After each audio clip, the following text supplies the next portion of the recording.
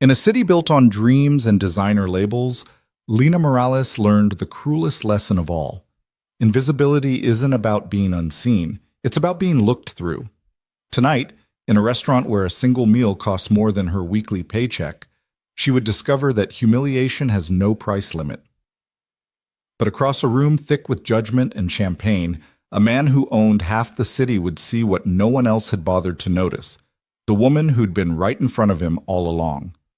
Stay with me until the end of this story, and if it touches your heart, hit that like button and comment what city you're watching from. I want to see how far Lina's journey can travel. The green dress had cost Lina Morales 3 weeks of careful denial. 3 weeks of walking past the coffee shop instead of stopping for her usual morning comfort. 3 weeks of skipping lunch, telling herself the gnawing in her stomach was just nervousness, just anticipation, just the price of hoping for something better. The fabric wasn't expensive, not by any reasonable measure, but it had hung in the window of a small boutique near the bus stop, catching the afternoon light in a way that made Lina pause every single day on her way home from work. It was the color that had captured her first. Not the aggressive emerald of wealth or the pale mint of spring weddings, but something in between, the deep, honest green of new leaves, of things growing despite difficult soil. The dress had short sleeves and a simple cut that wouldn't embarrass her, wouldn't announce her presumption too loudly. It was a dress that whispered rather than shouted, and that felt safer somehow. She'd finally bought it on a Tuesday using money she'd been saving for the electric bill, telling herself this was an investment. Marcus had been talking about taking her somewhere nice for weeks now, somewhere that required something better than her usual uniform of jeans and comfortable shoes, somewhere that would prove he was serious about her, about them, about a future that included more than late-night texts and promises that always seemed to dissolve in daylight. Now, standing outside La Lumiere, a restaurant whose name she'd had to practice pronouncing in the mirror, Lina felt the dress differently. The fabric that had seemed sophisticated in the boutique's forgiving light now felt thin, cheap, obviously wrong against the gleaming facade of glass and gold before her. Through the windows, she could see candlelight dancing across white tablecloths, could see the easy confidence of people who belonged in places like this, who never had to check their bank balance before ordering an appetizer. Her phone buzzed. Finally. "Running late, babe. Get us a table. Somewhere good. I'll be there soon." Lina read the message 3 times, searching for warmth in the abbreviated words, finding only her own desperate need to believe. She'd been waiting outside for 20 minutes already, watching couples drift through the brass-handled doors, watching the valet park cars that cost more than everything she'd ever owned combined.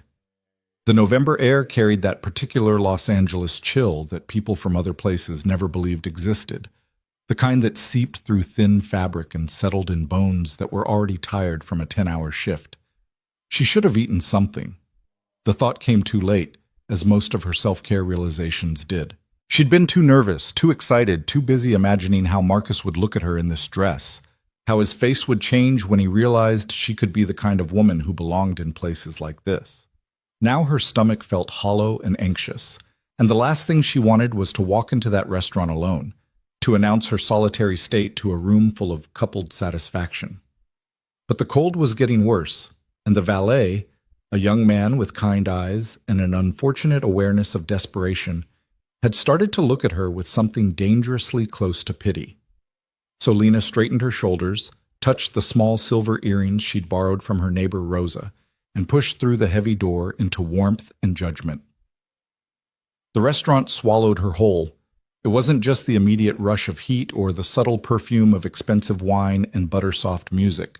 It was the weight of attention, the way conversation seemed to pause and recalibrate, the way the hostess's professional smile flickered with something that might have been confusion or might have been contempt. Lina had spent the last 4 years of her life moving through spaces like this one, but always through back doors, always with a vacuum or a mop, always with the protective invisibility that came with a cleaning uniform and averted eyes. Without those shields, she felt naked. "Good evening." The hostess was young and beautiful in that particularly Los Angeles way that suggested either exceptional genetics or exceptional intervention. Her dress probably cost more than Lina's monthly rent. "Do you have a reservation?" "Yes, under Marcus Chen, for 2.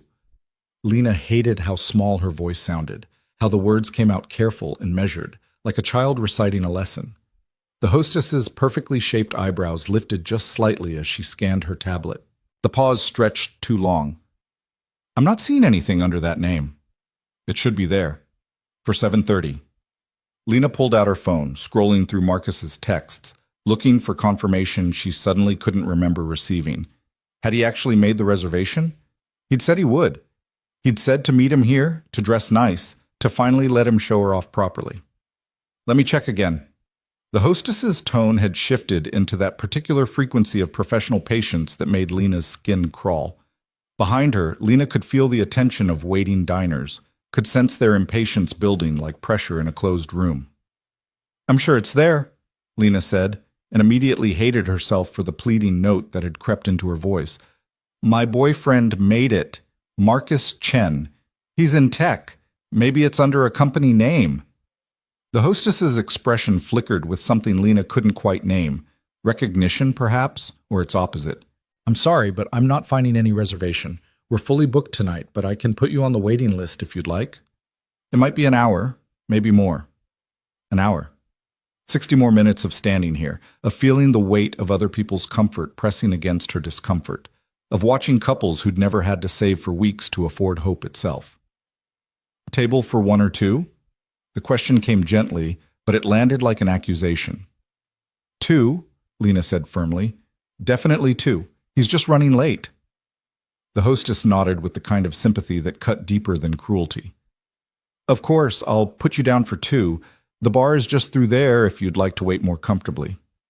The bar, where a single glass of wine probably cost what Lena made in 3 hours of scrubbing other people's floors. But she couldn't stand here blocking the entrance, couldn't bear another moment of being the obstacle between these people and their effortless evening. Thank you, Lena managed, and moved toward the bar with as much dignity as she could gather.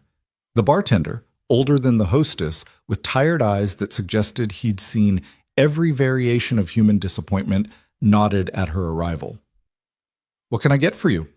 Lena slid onto a leather stool that probably cost more than her entire bedroom set. Just water, please. I'm waiting for someone. If he judged her, his face didn't show it. He poured ice water into a crystal glass and set it before her with the same care he might have shown a paying customer. Let me know if you need anything else. The water was good, better than it had any right to be, cold and clean with a slice of lemon she hadn't asked for. Lena sipped it slowly, trying to make it last, trying to look like someone who had every right to occupy this expensive real estate. Around her, the bar hummed with the easy conversation of people who'd never had to choose between electricity and optimism. Her phone sat on the bar beside her water glass.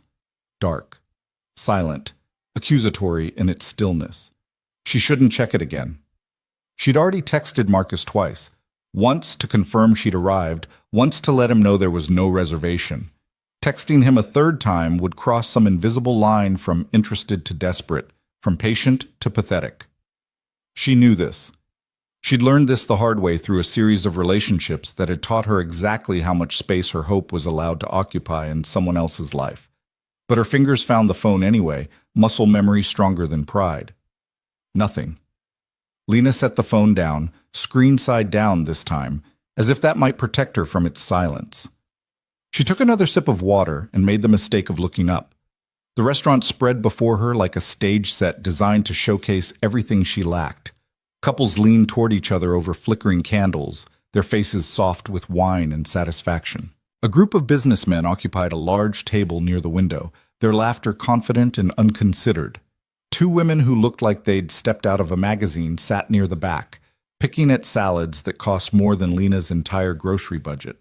And there, in a corner booth that managed to be both prominent and private, sat a man alone. Lena noticed him because loneliness recognized its own, even across crowded rooms. He was older than her, maybe mid-30s, with dark hair and the kind of posture that suggested either military training or the weight of considerable responsibility. His suit was perfect in that way that indicated custom tailoring, and the watch on his wrist caught the light with quiet, devastating expense. A laptop sat closed beside his plate, and his phone rested face down next to an untouched glass of red wine. He looked, Lena thought, like a man who'd been stood up by something more important than a person. She looked away quickly, before he could catch her staring, before her observation could become intrusion. The last thing she needed was to be caught gawking at the kind of man who probably had security teams to handle unwanted attention. Her phone buzzed. Lena's heart jumped, then immediately plummeted as she read the message. Sorry, babe. Something came up at work. Total emergency. Rain check? You understand, right? She stared at the words until they blurred. No apology for the reservation he'd forgotten to make. No acknowledgement of the time she'd spent waiting, the money she'd spent hoping, the nerve she'd gathered to walk into this place at all. Just the casual presumption of her understanding, her flexibility, her infinite capacity to absorb disappointment without complaint. Her fingers hovered over the keyboard. What did you even say to this? That yes, she understood? That no, she didn't understand, couldn't understand how someone could be so carelessly cruel. That she'd spent 3 weeks hungry for this dress, this chance, this dream of being worth someone's effort. Before she could type anything, another message arrived. It's not really working out anyway, you know? You're sweet, but we're from different worlds. I need someone who gets my lifestyle. There it was. The truth she'd been avoiding through 6 weeks of late-night conversations and increasingly infrequent dates. The confirmation that every instinct she'd suppressed had been right all along. She wasn't enough. Wouldn't ever be enough. The gap between her world and his wasn't something that could be bridged by a green dress or borrowed earrings or the desperate hope that maybe, finally, someone would see past the surface of her life to the substance underneath. Good luck, though.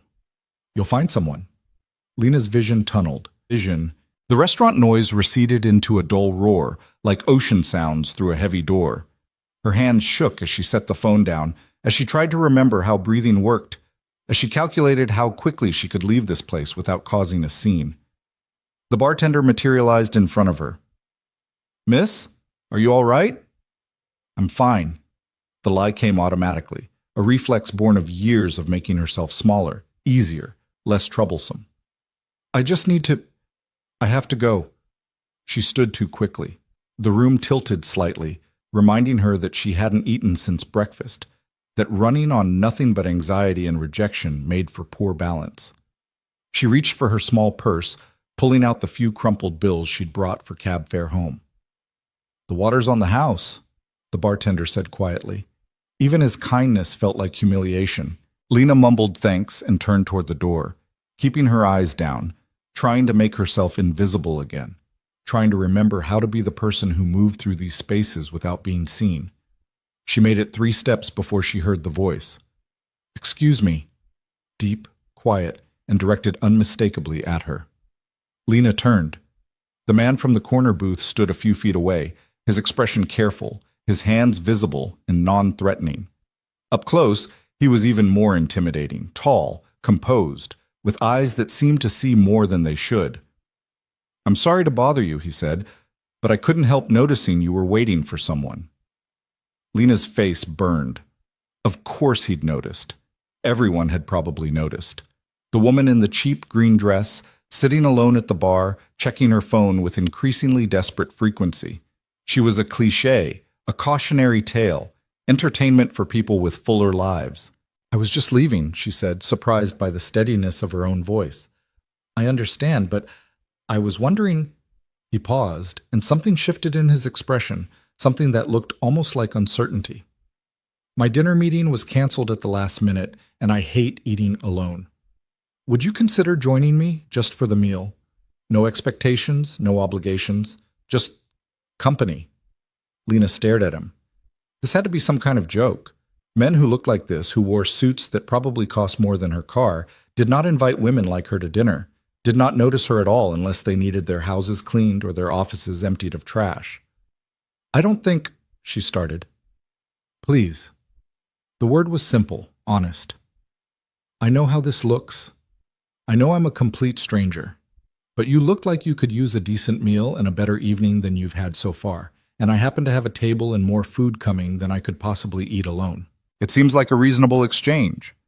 Lena's instinct was to refuse, to extract herself from this situation before it could evolve into something more complicated than her current humiliation. But something in his voice stopped her. Not pity, exactly, though there was kindness there. Something more like recognition, like he understood what it meant to be alone in a crowded room, to have plans dissolve into disappointment, to wonder if you'd ever matter to anyone the way they seemed to matter to themselves. "I don't have much money," she heard herself say, immediately regretting the admission. "I'm not asking you to pay," he said gently. "I'm asking you to sit, to talk, to help me salvage an evening that was shaping up to be considerably worse than yours." Against every reasonable instinct, against all the warnings she'd collected over 26 years of learning to protect herself, Lena found herself nodding. "Okay," she said softly, "just for dinner." The man's face relaxed into something that might have been relief. "Thank you. I'm Daniel, by the way." He extended his hand. Lena took it, feeling the warmth of his palm against hers, the firm but gentle pressure of his grip. "Lena. Lena," he repeated, and something flickered across his face. Confusion, then recognition, then something she couldn't identify. "That's a beautiful name." He led her back through the restaurant, past the staring diners and the curious hostess, to the corner booth she'd noticed earlier. As they walked, Lena became aware of the attention they were drawing, the whispered conversations and raised eyebrows.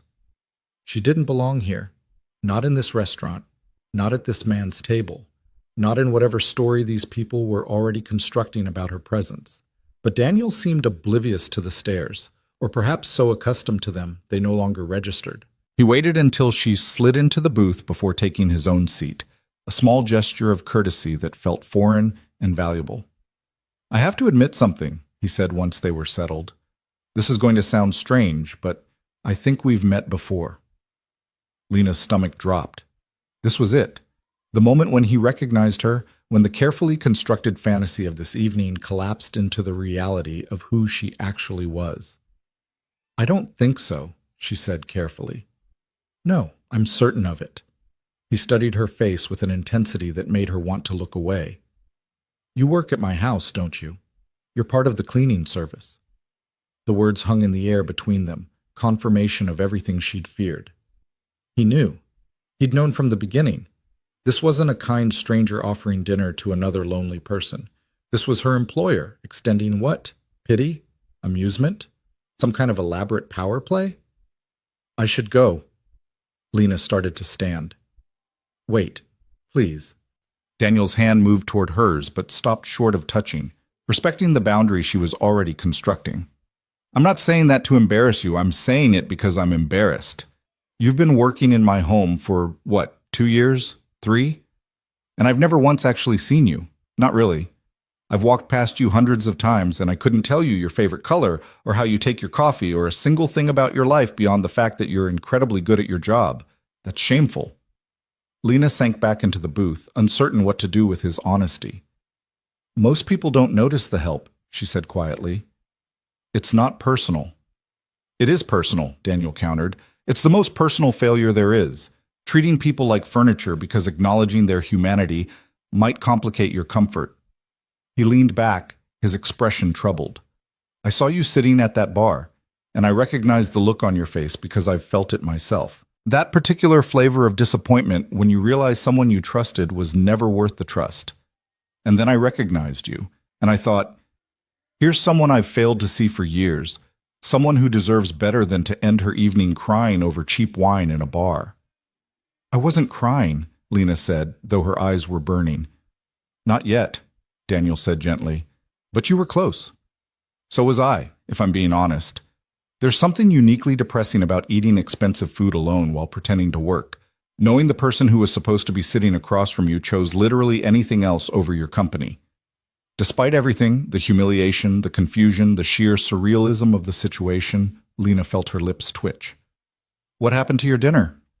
"Business merger fell through. My dinner companion decided to take his celebration elsewhere." Daniel's smile was rueful.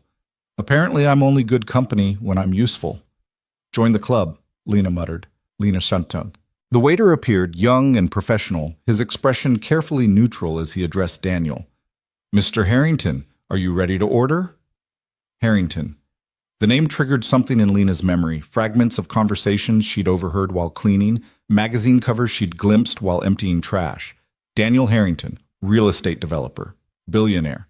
The man who owned half of downtown Los Angeles and most of the politicians who pretended to regulate him. She was having dinner with Daniel Harrington. The realization made her slightly dizzy. "Give us a few minutes," Daniel said to the waiter, who nodded and disappeared. He turned to Lena. "What do you like? And please don't say you're not hungry." "I couldn't possibly," Lena started. "You're hungry?" Daniel interrupted, but gently. "You've been sitting at that bar for 45 minutes watching everyone else eat. The way you looked at the couple next to you when their pasta came out told me everything I needed to know about your evening." Lena felt herself flush. "I can't let you pay for my dinner. It wouldn't be right." "Why not?" "Because I work for you. Because it's complicated." "It's only complicated if we make it complicated," Daniel said. "Right now you're not my housekeeper and I'm not your employer. We're two people who both got stood up, who both ended up in the same place at the same time, who both deserve one decent thing to salvage this disaster of an evening. What's complicated about that?" Everything, Lena thought. Everything was complicated about this. But her stomach chose that moment to growl loudly enough that they both heard it, and Daniel's expression shifted into something that might have been triumph. "The lobster ravioli is excellent," he said. "So is the osso buco, if you eat meat. The vegetarian lasagna is surprisingly good. I know that sounds like damning with faint praise, but I mean it genuinely.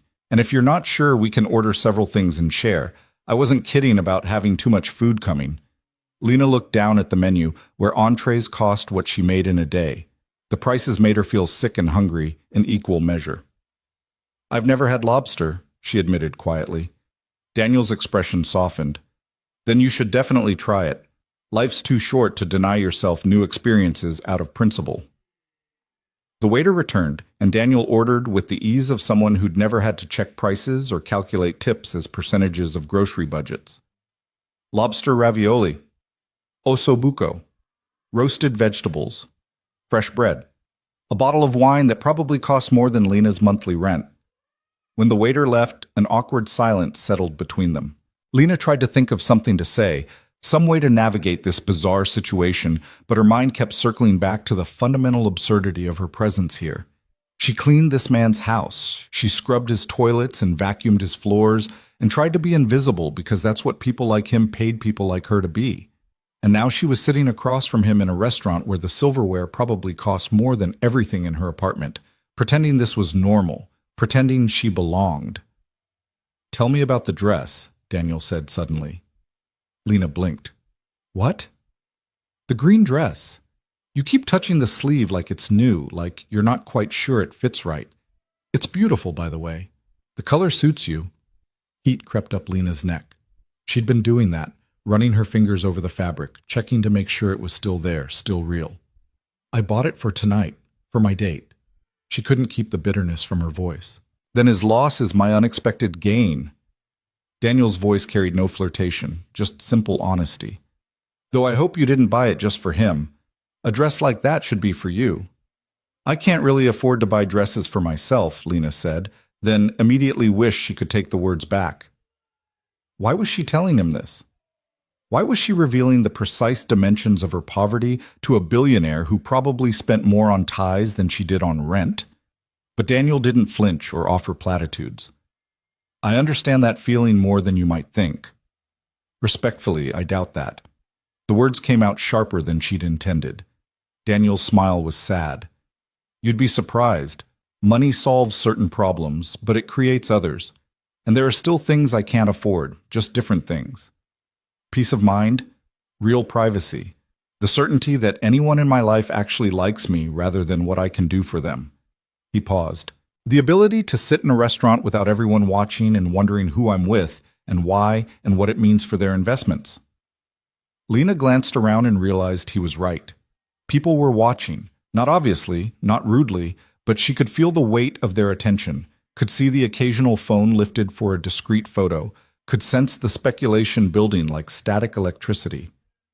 "Is it always like this?" she asked. "Always," Daniel confirmed. "You learn to ignore it, or you don't, and you go crazy. I chose option 1, mostly. The wine arrived, and Daniel poured for both of them despite Lena's half-hearted protest.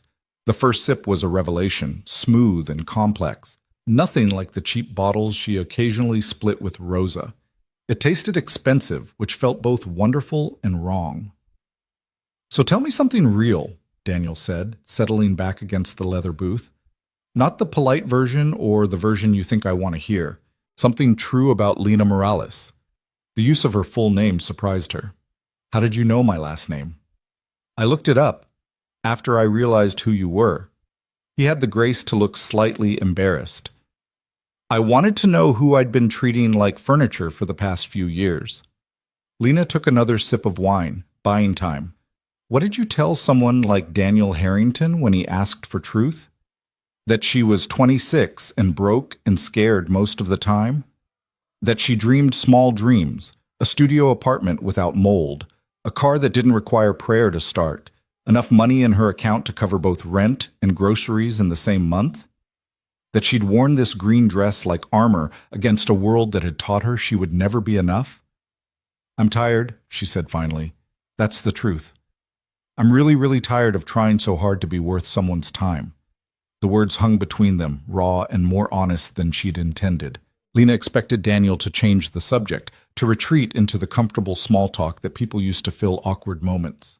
Instead, he leaned forward slightly, his expression serious. "You are worth someone's time," he said. "You're worth your own time, which is harder and more important. The guy who stood you up tonight, he didn't deserve the effort you put into showing up, into hoping, into being brave enough to risk disappointment." "You don't know anything about him," Lena said, though her defense lacked conviction. "I know he left you waiting in a restaurant without a reservation. I know he texted instead of calling. I know he took the coward's way out." Daniel's jaw tightened. "I know the type. I've been that type. I've hurt people because it was easier than being honest, because I was too focused on what I wanted to consider what they needed. So I know exactly what kind of man sends a message like that to a woman who dressed up and showed up and believed he was worth the effort." The food arrived, interrupting the intensity of the moment. Plates appeared like magic, the lobster ravioli pillowed and perfect, the osso buco falling off the bone, the vegetables arranged like art. The smells alone were overwhelming, rich and complex, and entirely foreign to Lena's usual diet of rice and beans and whatever protein was on sale. "I don't know where to start," she admitted. "Wherever looks good," Daniel said, serving her ravioli with a practiced ease that suggested years of business dinners and practiced hospitality. "There's no wrong way to enjoy food." The first bite was a revelation. The pasta dissolved on her tongue, the lobster sweet and delicate, the sauce complex with herbs and butter and flavors she couldn't name. Lena had to close her eyes against the sudden rush of pleasure, against the realization that food could be this good, that life could contain moments of pure sensory joy. When she opened her eyes, Daniel was watching her with an expression she couldn't quite read. Not pity, not amusement, something gentler and more complicated. "Good?" he asked. "Better than good," Lena admitted. I've never tasted anything like this." "Then I'm glad you said yes," Daniel said simply, and returned his attention to his own plate. They ate in comfortable silence for a while, the kind of quiet that felt natural rather than forced. Lena tried the osso buco and the vegetables, tried the bread that was apparently baked fresh every hour, tried to memorize every flavor and texture so she could remember this night when she returned to her regular life of disappointment and dollar menu dinners. "Can I ask you something?" Daniel said eventually. Lena nodded, her mouth full of bread that tasted like butter and heaven. "Why do you do it? The cleaning work, I mean. You're obviously intelligent, articulate, capable. Why not something else?" The question that everyone asked, the one that assumed choice, was always available, always simple. Lena swallowed her bread and took a long sip of wine before answering. "Because it pays cash weekly. Because I don't need a college degree or references from jobs I don't have. Because it's flexible enough that I can pick up extra shifts when I need to. Because it's honest work that doesn't require me to smile at men who think my uniform is an invitation or pretend to believe in products I can't afford to buy." She met his eyes directly. Because sometimes survival isn't about choosing what you want to do. It's about doing what's available and hoping that's enough. Daniel was quiet for a long moment. I'm sorry, he said finally. That was a stupid question. No, Lena corrected. It was a privileged question. There's a difference. Fair point. He refilled her wine glass. What would you do if you could do anything? If money and time and circumstances weren't factors?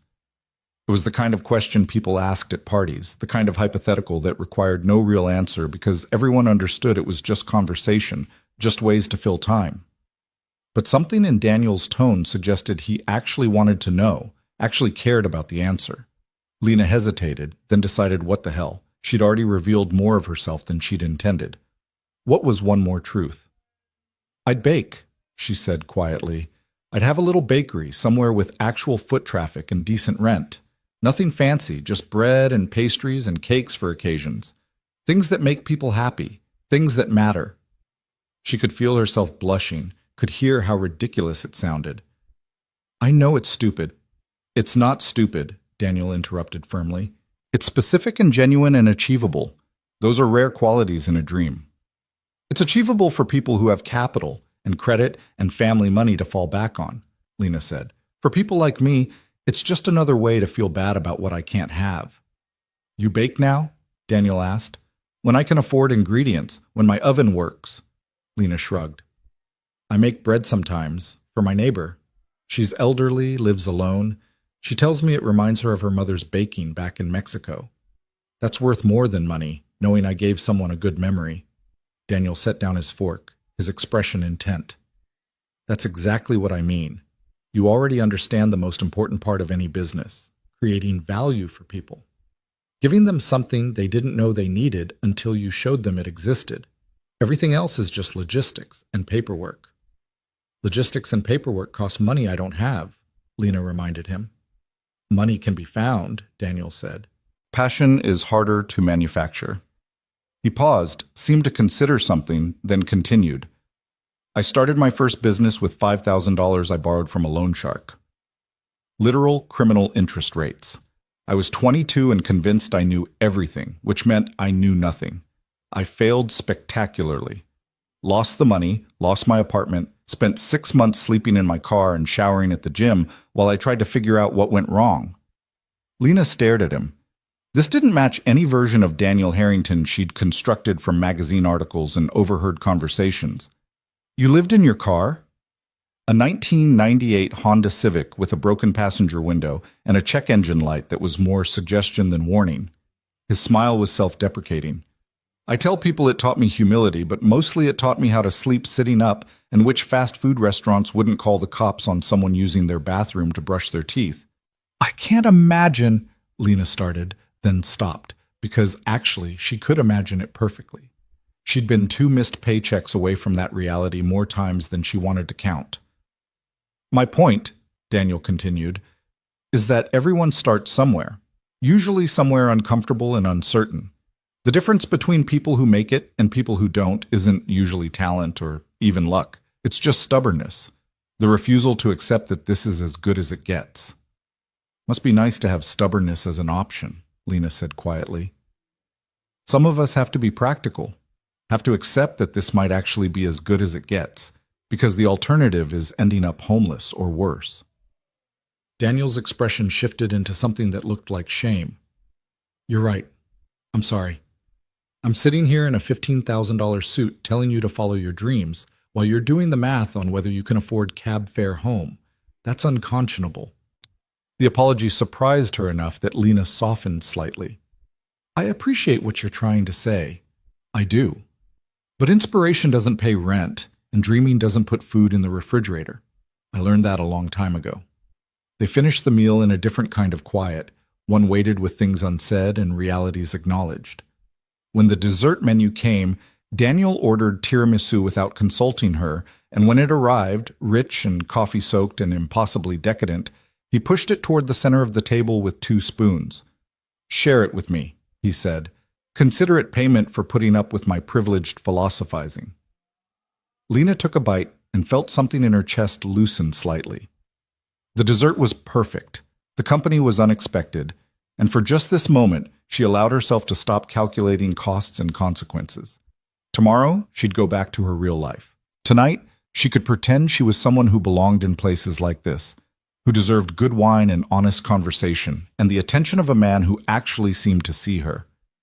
"Can I tell you something?" Daniel said as they worked their way through the tiramisu. "You've been telling me things all night," Lena pointed out. "Something true, though, something I don't usually admit." He set down his spoon, his expression serious. "I'm lonely. Profoundly, exhaustingly lonely.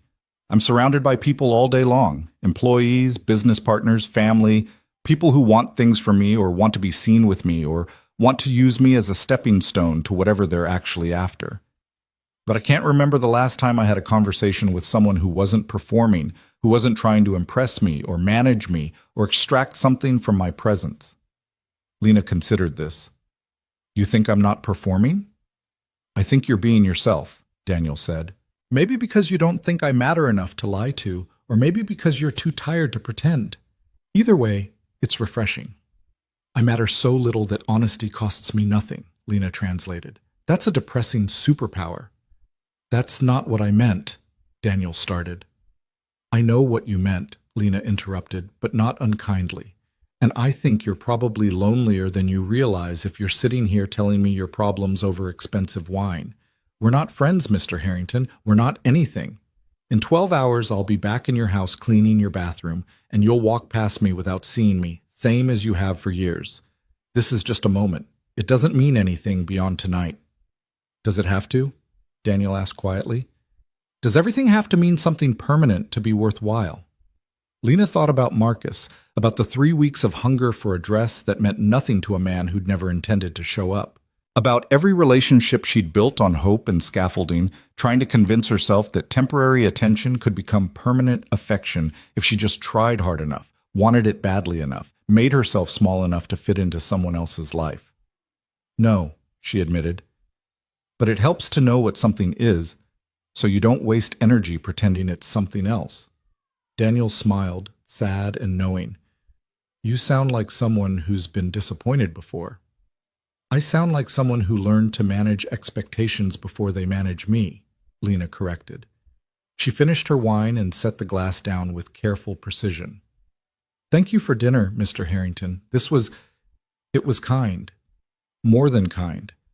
But I should go before we both say things we'll regret when reality comes back." "Daniel," he said, "if we're being honest with each other, the least you can do is use my first name." "Daniel," Lena repeated, testing the weight of it. "Thank you, Daniel, for tonight, for seeing me, for making what could have been the worst night of my year into something I'll actually remember fondly." She started to slide out of the booth, but Daniel's voice stopped her. "Wait, please." Lena paused, uncertain. "I know this is going to sound insane," Daniel said, speaking quickly now, like he was afraid he'd lose his nerve. "And you have every right to say no. But I'd like to see you again. Not as employer and employee, as people, as—" He gestured between them. "Whatever this is." Lena's heart did something complicated in her chest, equal parts hope and warning. "That's impossible." "Why?" "Because you're you and I'm me. Because there are rules about this kind of thing. Because I need my job and I can't afford to complicate the one stable thing in my life with whatever fantasy you're constructing right now." The words came fast, defensive, protective of a future that already felt fragile. "What if I promise not to make it weird?" Daniel said.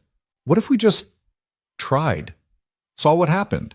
No pressure, no expectations, just two people who enjoyed talking to each other, seeing if there's anything worth exploring." "You don't know me," Lena said desperately. "You don't know anything about my life or my problems or the 1,000 ways this could go wrong." "Then tell me," Daniel said simply. "Have coffee with me tomorrow. Tell me about your life. Let me tell you about mine. And if at the end of it you still think I'm crazy, I'll never mention this again. I'll be the invisible employer who walks past you in the hallway, and you'll be the housekeeper I failed to notice. But give me one chance to prove that tonight wasn't an accident." Lena looked at him, really looked at him, trying to see past the expensive suit and the privileged confidence to whatever was real underneath.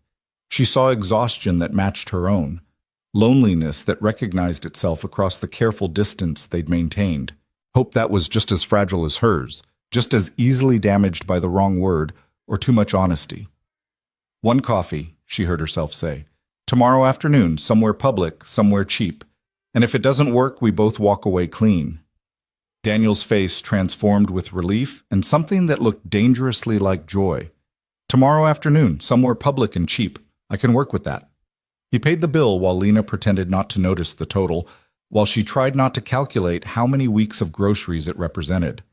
When they stood to leave, she felt the eyes of the restaurant tracking their movement, recording this moment for future gossip and speculation. Let them, she thought with sudden defiance. Let them wonder. For tonight, she'd been seen, been valued, been treated like she mattered. Daniel walked her outside, where the valet had already brought his car around, something black and expensive and entirely appropriate to the man who owned half the city. He opened the passenger door for her. "I'll drive you home," he said, and before she could protest, "Please, it's late, and it would make me feel better knowing you got there safely." Lena climbed into leather seats that probably cost more than her entire living room, into a car that smelled like money and possibility.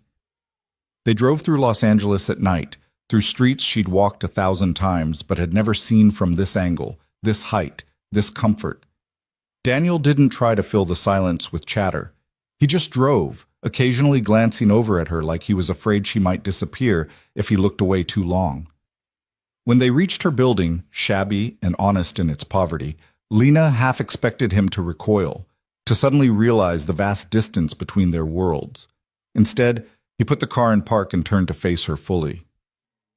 "Thank you," he said quietly, "for saying yes tonight, for being honest with me, for reminding me what it feels like to talk to someone real." "Thank you for dinner," Lena replied, "and for—" She gestured vaguely, encompassing everything the evening had been and hadn't been. "Tomorrow," Daniel said. It wasn't a question. "Tomorrow," Lena confirmed, and let herself out of the car before she could change her mind, before reality could catch up with the dream she was allowing herself to believe in. She climbed the stairs to her third-floor apartment, listening to his car pull away only after her door was safely closed. Inside, surrounded by familiar poverty and the green dress that suddenly felt like evidence of a different life, Lena Morales allowed herself to hope. Just a little. Just enough. Tomorrow she'd probably regret it, but tonight, standing in her tiny kitchen with the taste of lobster ravioli still on her tongue, she let herself imagine that maybe, just maybe, being invisible was a choice she could unmake. That maybe someone seeing her wasn't the end of her story, but the beginning of one she'd been too afraid to start writing. Her phone buzzed one final time that night.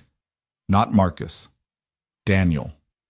"Tomorrow, 2 p.m., that coffee shop on 5th Street, the one with the chipped mugs and the good bread. I looked it up. See you there." Lena read the message 3 times, searching for the trap, the angle, the inevitable disappointment. She didn't find it. What she found instead was scarier, sincerity, effort. The terrifying possibility that she might actually matter to someone who had no reason to notice her at all.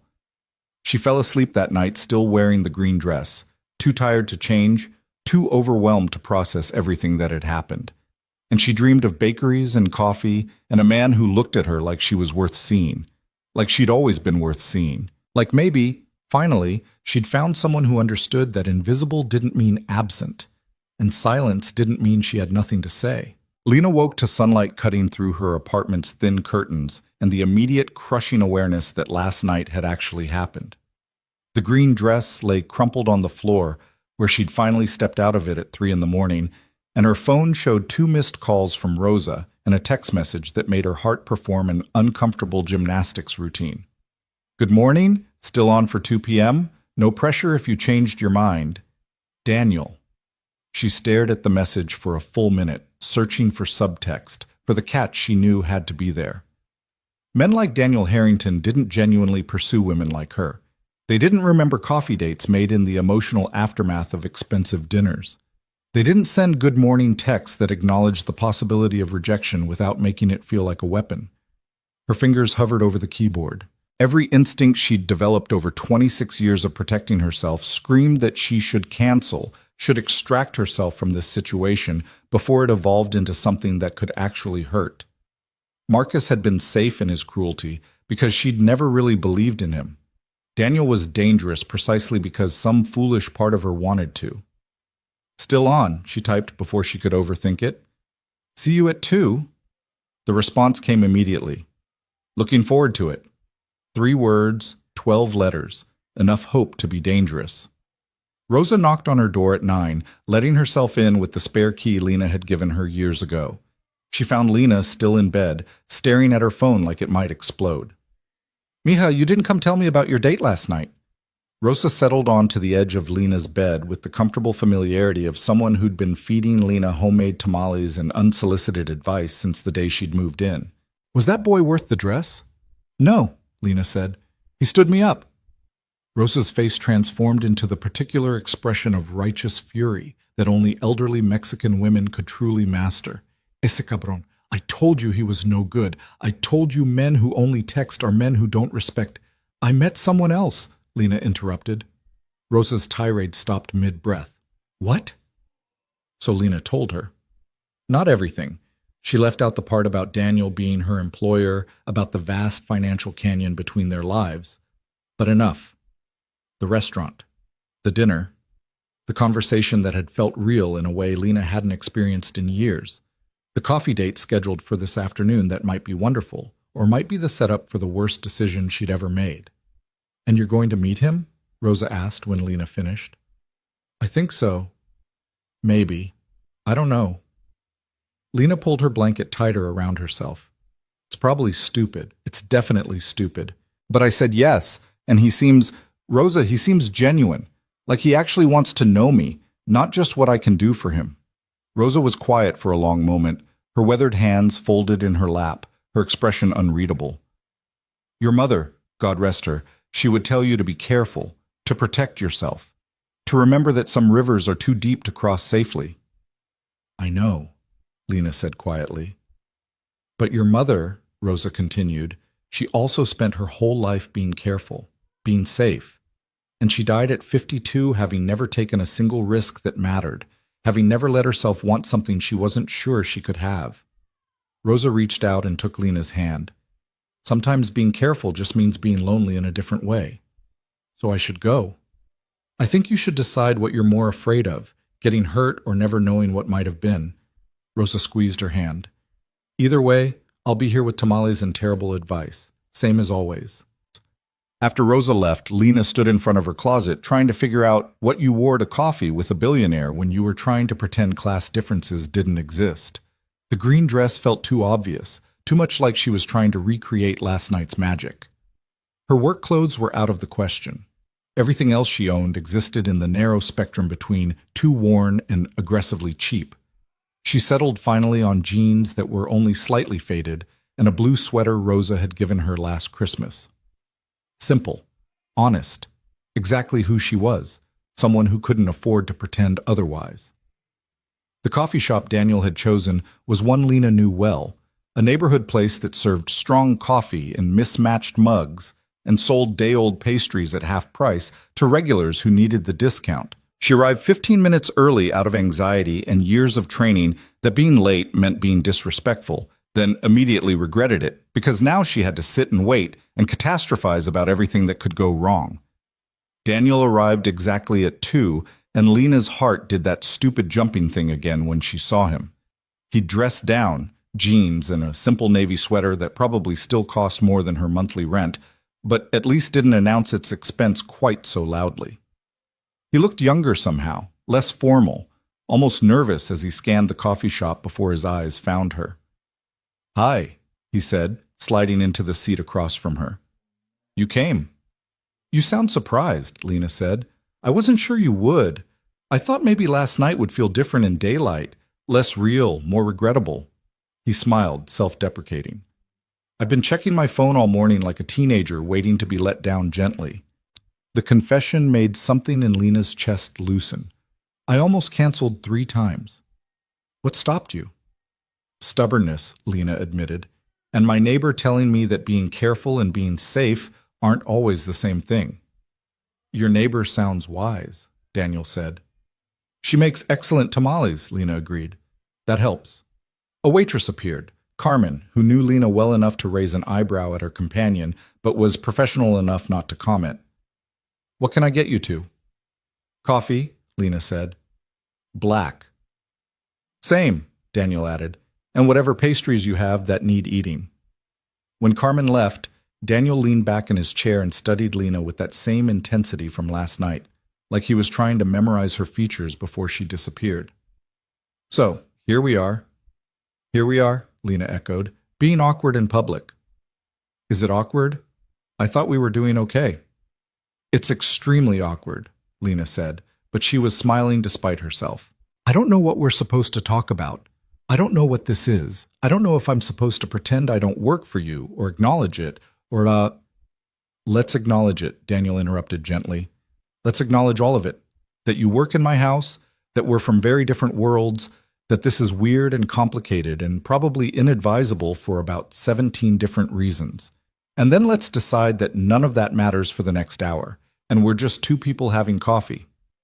You make it sound simple, Lena said. It is simple. We're making it complicated. Carmen returned with coffee and a plate of pastries that Lena recognized as the ones that would otherwise go stale by closing time. Daniel thanked her with the same genuine warmth he might have shown a five-star server, then pushed the plate toward Lena. You should eat, he said. I saw you eyeing these when you walked in. Lena took a cheese Danish that was only slightly dry and wondered if she was always this transparent or if Daniel was just unusually observant. You're good at noticing things most people miss. Years of practice reading rooms and people, Daniel said. In my line of work, missing details can cost millions. You learn to pay attention. He paused. Though I clearly failed at that particular skill where you're concerned, walking past you for years without really seeing you. Stop apologizing for that, Lena said. Rich people not noticing the help isn't a personal failing. It's standard operating procedure. That doesn't make it acceptable. No, Lena agreed, but it makes it normal. And I learned a long time ago not to take normal personally. Daniel wrapped his hands around his coffee mug like he needed the warmth. Tell me something about yourself that I couldn't learn by observation. Something real. Lena considered the request, weighing what felt safe to share against what might be true enough to matter. I'm afraid all the time, she said finally. Of everything. Of being late, of making mistakes, of people seeing how hard I'm working just to stay in place, of wanting things I can't have, and resenting the people who have things they don't want, of becoming so bitter about what I lack that I forget to be grateful for what I have. That's remarkably honest, Daniel said quietly. You asked for real, Lena reminded him. That's what real looks like from where I'm sitting. Fair enough. Daniel took a sip of his coffee. Here's mine. I'm tired of being useful. That's how people value me, by what I can do for them, what doors I can open, what opportunities I can create. My own family treats me like an ATM with a pulse. Business associates treat me like a connection to be leveraged. Even the women I've dated were more interested in the lifestyle than the person providing it. Must be hard, Lena said, and couldn't quite keep the edge from her voice. Being wanted for your money instead of your personality. Daniel's expression shifted. You're right. That was tone deaf. Let me try again. He set down his coffee and leaned forward. What I meant is that I'm lonely in a room full of people who need me. You're lonely because people don't see you at all. Different problems, same result. We're both invisible, just in different ways. Lena wanted to argue, to maintain the defensive distance that had kept her safe, but the truth in his words undermined her resistance. Okay, she admitted. I can see that. So maybe, Daniel continued, we could try being visible to each other, just for a while, just to remember what that feels like. And when reality comes back, Lena asked, when you realize that dating your housekeeper is a PR nightmare, and I realize that dating my employer could cost me the only stable job I have? Then we deal with it like adults, Daniel said. Together, if that's what we want. Separately if it's not. But at least we'll know. At least we'll have tried something real instead of safe. The coffee was good, strong, and bitter, and honest. Exactly what Lena needed. She took a long drink, using the time to organize thoughts that felt chaotic and dangerous. I need you to understand something, she said carefully. I can't afford to lose my job. I can't afford the risk of this going wrong and ending up unemployed because things got weird between us. My entire life is balanced on a financial knife edge, and one wrong move means I'm homeless or worse. I would never, Daniel started. You say that now, Lena interrupted, but people say a lot of things when everything's new and exciting. I need to know that if this doesn't work, if we try and fail, you won't punish me for it. That I'll still have work, still have income, still have the stability I need to survive. Daniel was quiet for a long moment, his expression serious. You're right to ask for that assurance. You're right not to trust easy promises. He met her eyes directly. Here's what I can offer. Your job is yours regardless of what happens between us personally. If this works, great.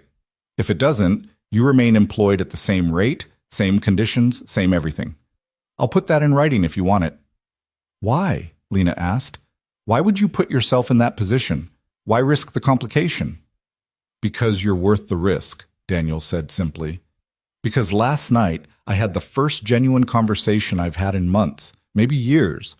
Because when I'm with you, I don't feel like a resource to be extracted or a status symbol to be displayed.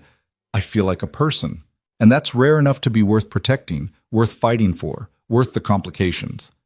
Lena felt something dangerous blooming in her chest. Hope. Want. The terrible vulnerability of being seen and valued. 1 month, she heard herself say. We try this for 1 month. Real dates, real conversations, real effort from both of us. And at the end, we both get to walk away if it's not working. No hard feelings, no consequences. 1 month, Daniel agreed. Starting now. Starting now, Lena confirmed, and felt like she'd just stepped off a cliff into air that might hold her or might let her fall.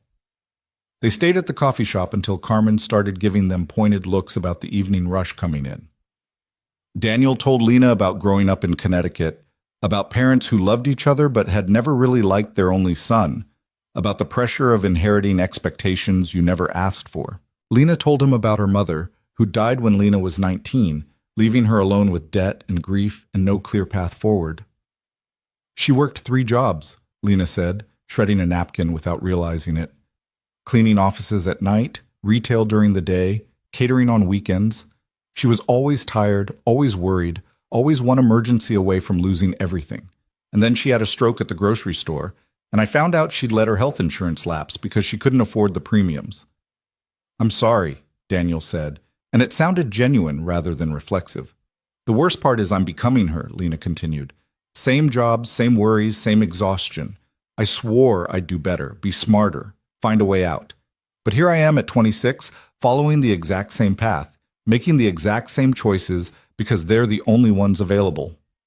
You're not her, Daniel said firmly. You're aware of the pattern. That's the first step to changing it. Awareness doesn't pay bills, Lena reminded him. No, Daniel agreed, but it creates possibility. It lets you see opportunities when they appear instead of walking past them, because you're too tired or too scared or too convinced they're not meant for you. They left the coffee shop as evening settled over Los Angeles, turning the sky purple and gold. Daniel walked Lena to the bus stop, ignoring her protest that he didn't need to wait with her. I want to, he said. Let me have this. So they stood together as traffic rushed past and the city transformed from day to night, and when Lena's bus appeared, Daniel did something unexpected. He took her hand, brief and gentle, a question rather than a demand. Tomorrow? He asked. I work tomorrow, Lena said. At your house, actually. How's that going to work? Daniel's smile was slightly mischievous. I'll be at the office all day. But maybe dinner tomorrow night? Somewhere less expensive than La Lumiere, somewhere we can actually talk without people taking photos. Somewhere in my price range? Lena challenged. Somewhere in our price range, Daniel corrected. This is a partnership, remember? We split things. Equal investment, equal risk. The bus doors hissed open. Lena squeezed his hand once and let go. Text me the details. She found a seat by the window and watched him watch her leave, and felt something she hadn't experienced in longer than she could remember. The sweet, terrible anticipation of something that might actually matter. The next day, cleaning Daniel's house felt surreal. Lena moved through rooms she'd cleaned 100 times before, but everything looked different now. The bedroom where she changed his sheets held new significance. The kitchen where she'd never seen him cook became a place of possibility. The study where he worked late into the night became intimate rather than impersonal. She was wiping down the bathroom counter when she noticed a note on the mirror, written on expensive stationery in confident handwriting. Lena, thank you for yesterday. Thank you for taking a chance. Dinner tonight at 7? There's a taco place on 6th Street that Rosa told me is acceptable. I may have bribed her with an offer to fix her apartment's heater. See you tonight. D. Lena read it 3 times, equal parts charmed and horrified. He'd contacted Rosa. He'd offered to fix her heater, something their slumlord had been promising for 2 years. He was trying, genuinely trying, and that was more terrifying than any expensive restaurant or grand gesture. She texted him from his own bathroom, feeling the absurdity of the situation. You bribed my neighbor? The response came quickly. I prefer to think of it as community investment. She's cold. I know people who fix heaters. Everyone wins. This is weird. Extremely weird. Still on for tonight? Lena looked at herself in Daniel's mirror, saw a woman who was tired and scared and inexplicably hopeful, and made a choice. 7 p.m. Don't be late. That evening, Rosa's heater worked for the first time in 2 years, and Lena found herself at a taco stand wearing the same blue sweater and less anxiety than she'd expected.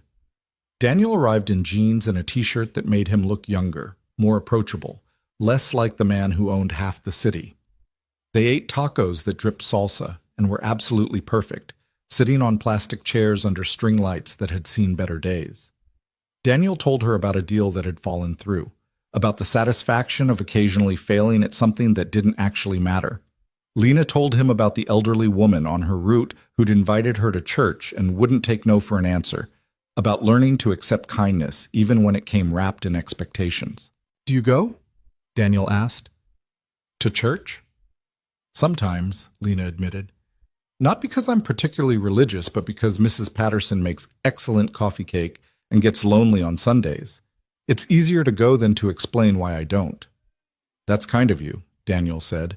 It's self-serving, Lena corrected. Her coffee cake is really good.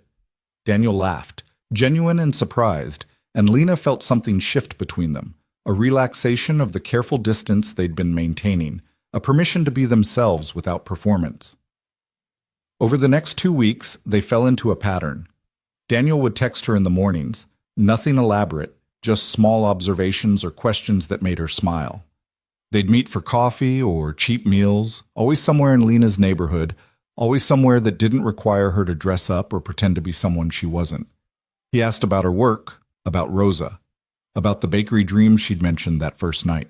She asked about his family, his business, the weight of running an empire he'd never really wanted. My father built the company from nothing, Daniel told her over Vietnamese food, that cost less than $10 and was better than anything Lena had ever tasted. He started with one apartment building and turned it into a real estate empire. And then he died and left it all to me, along with a board of directors who think I'm too soft, a mother who thinks I'm ungrateful, and a sister who thinks I stole her inheritance. Did you? Lena asked.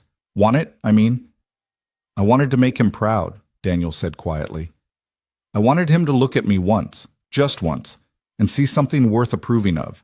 But he died before that happened, and now I'm stuck running a company I don't particularly care about, trying to honor a man who never liked me very much. That's sad, Lena said.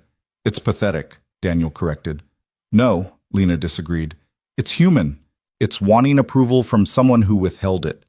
That's not pathetic. It's just painful. Daniel reached across the table and took her hand, a gesture that had become more natural over the past 2 weeks. How did you get so wise? Poverty, Lena said dryly. It's very educational. On their 3rd week, Daniel asked if he could take her somewhere special, somewhere that required the green dress and a level of trust Lena wasn't sure she'd rebuilt since Marcus. Where? She asked suspiciously. My family's having a charity gala, Daniel said. Big donors, important people, the kind of event I usually hate. But I thought, if you wanted, you could come with me. As my date. Officially. Lena's stomach dropped.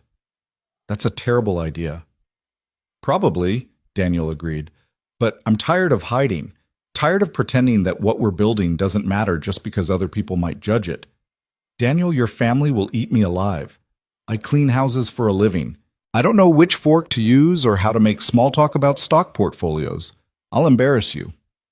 You couldn't embarrass me if you tried, Daniel said firmly.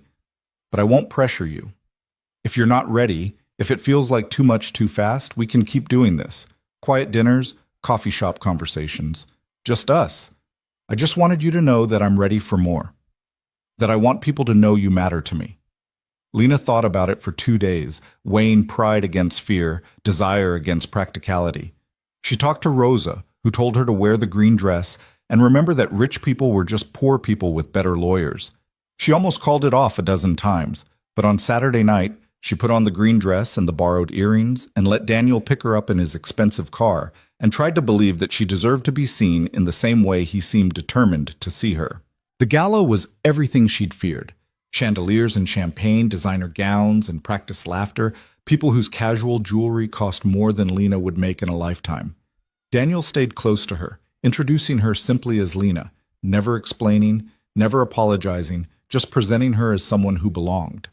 The stares started immediately. Lena felt them like physical weight. The assessment, the judgment, the barely concealed curiosity about who she was and why she was there. Daniel's hand found the small of her back, steady and reassuring. "Breathe," he murmured. "You're doing great." "I'm drowning," Lena whispered back. "Then drown magnificently," Daniel said. "Show them you're not afraid." But she was afraid. Terrified, actually, of being exposed as the fraud she felt like, of confirming every assumption these people were already making. When a woman in diamonds approached them with a predatory smile, Lena wanted to run. "Daniel, darling," the woman said, kissing the air near his cheeks. "How lovely to see you. And who is this?" "This is Lena," Daniel said. "Lena, this is Catherine Westbrook. She sits on our board." Catherine's eyes swept over Lena with surgical precision, cataloging every detail of her discount dress and borrowed accessories. "Charming," she said, in a tone that made the word an insult. "How did you two meet?" The silence stretched too long. Lena could feel Daniel tensing beside her, could sense him calculating the best response. But she was tired of hiding, tired of being ashamed of who she was and where she came from. "I clean Daniel's house," she said clearly. "Have for about 3 years now." Catherine's expression flickered with something that might have been shock or might have been delight at having her suspicions confirmed. "How progressive of you, Daniel. I'm sure the media will find this absolutely fascinating." "I'm sure they will," Daniel said evenly. "If you'll excuse us, Catherine." He guided Lena away before she could respond, before she could process the threat Catherine had just delivered with practiced elegance. They found a quiet corner near the bar, and Daniel ordered her something expensive that Lena didn't want. "I shouldn't have said that," she said miserably. "I should have lied or deflected or—" "You should have done exactly what you did," Daniel interrupted, "told the truth, refused to be ashamed. That took more courage than anything else that's happening in this room tonight." "She's going to tell everyone," Lena said. "Probably," Daniel agreed. "And they're all going to have opinions about it, about us, about whether this is appropriate or scandalous, or whatever other judgment makes them feel superior. But here's the thing, Lena, I don't care. I don't care what Catherine Westbrook thinks or what the board thinks or what anyone in this room thinks. I care what you think. I care whether you're okay, whether this is what you want, whether being here with me is worth whatever consequences come next." Lena looked up at him, at this man who'd seen her when she was invisible, who'd chosen her when she was convinced she'd never be worth choosing. "I don't know if I'm brave enough for this," she admitted. "You're the bravest person I know," Daniel said. "You show up every day to a life that's exhausting and unfair and relentlessly difficult, and you do it with grace and humor and without becoming bitter. That's not weakness, Lena. That's strength I've never had to develop because I've never had to survive the way you survive." Before she could respond, a new voice cut through their moment. "Well, this is interesting." Lena turned to find a woman who looked enough like Daniel to obviously be related. Same dark hair, same sharp features, though arranged in an expression of calculated coldness that Daniel had never shown. Diana. Daniel said, his tone carefully neutral.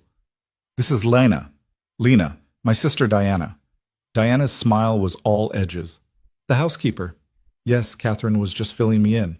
How very pretty woman of you, brother. Diana, Daniel warned. What? Diana's eyes were bright with malice.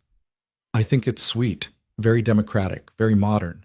I'm sure Mother will be absolutely thrilled when she finds out you're dating the help. That's enough, Daniel said, his voice hard. But Diana wasn't finished. She turned to Lena directly, her expression shifting into something that might have been pity if it weren't quite so cruel. I hope he's paying you well for this performance, sweetie, because once the novelty wears off, once his friends start asking uncomfortable questions and the tabloids start digging into your background, he'll drop you faster than bad stock. That's what men like my brother do. They slum for a while, then they come back to their own kind. Don't get too comfortable. The words landed like physical blows. Lena felt her carefully constructed composure cracking, felt the truth of Diana's accusations working their way under her skin. This was what she'd feared from the beginning, the confirmation that she was temporary, disposable, a distraction rather than a destination. You don't know what you're talking about, Daniel said, but Diana had already walked away, her point made and her damage done. Lena turned to Daniel, searching his face for denial, for reassurance, for anything that might contradict what his sister had just said. What she saw instead was guilt. She's wrong, Daniel said, but his voice lacked conviction. Is she? Lena asked quietly. Because, from where I'm standing, this feels a lot like a social experiment.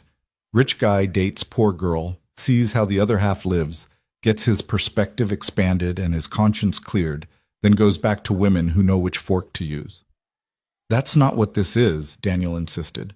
Then what is it? Lena demanded. Because I need to know, Daniel. I need to know if I'm a person to you or a project. If this is real or if I'm just the most interesting thing that's happened to you in a while. Daniel reached for her hands, but she pulled back. Lena, please. You matter to me. This matters. Whatever Diana said, whatever poison she tried to plant, it's not true. I'm not playing games with you. But she is right about one thing, Lena said, and felt something breaking in her chest. Eventually, this becomes real. Eventually, you have to choose between me and your world. And when that happens, when you're bored or your family or your business interests make you pick, who do you honestly think you're going to choose? You, Daniel said without hesitation. I choose you. You say that now, Lena said. But Diana's right. I've seen this story before. I've been the temporary girl, the interesting distraction, the one who gets left behind when reality comes calling. And I can't do that again. I can't invest everything I have in someone who's going to realize I'm not worth the trouble. You are worth the trouble, Daniel said desperately. You're worth everything. Please don't let her words destroy what we're building. But Lena was already backing away, already retreating into the protective shell that had kept her safe before she'd been stupid enough to hope. I need to leave. Then I'm coming with you, Daniel said. No. The word came out harder than she'd intended. You stay. This is your world, your event, your responsibility. I'm just going to go home and remember why I don't belong in places like this. She left before he could stop her, before the tears that were threatening could actually fall, before anyone could see the housekeeper fleeing the ball like some tragic fairy tale in reverse. The valet looked confused when she asked for Daniel's car, then relieved when she clarified she just needed a taxi. The ride home was long and expensive and worth every penny to be alone with her humiliation. By the time she reached her apartment, her phone showed 6 missed calls from Daniel and a string of texts that oscillated between apology and frustration. Please call me. Let me explain. Diana was trying to hurt both of us. Don't let her win. I meant what I said. You matter. This matters. I'm coming over. The last message had been sent 10 minutes ago. Lena looked out her window and saw Daniel's car pulling up to her building, saw him getting out in his tuxedo like he hadn't just left his own family's gala early. He knocked on her door 3 minutes later. Lena opened it because she owed him that much, because they needed to end this properly before it became something even more complicated. I'm sorry, he said immediately. I'm sorry I brought you there. Sorry I exposed you to my family's particular brand of cruelty. Sorry I put you in a position where you had to defend yourself against people who aren't worth the effort. It's not your fault your sister is awful, Lena said tiredly. It's my fault I didn't prepare you better, didn't warn you that my family would see you as a threat rather than a person. Daniel stepped inside when she moved back, closing the door behind him. But she was wrong, Lena, about all of it. This isn't a game. You're not a distraction, and I'm not going to wake up one day and decide you're not worth the complication. You don't know that, Lena said. You can't promise that. No, Daniel agreed. I can't promise I'll never disappoint you or hurt you or fail to be what you need. But I can promise that my feelings are real. That what we've built over these past weeks matters more to me than anything Catherine or Diana or anyone else in that room tonight represents. Lena sank onto her worn couch, suddenly exhausted.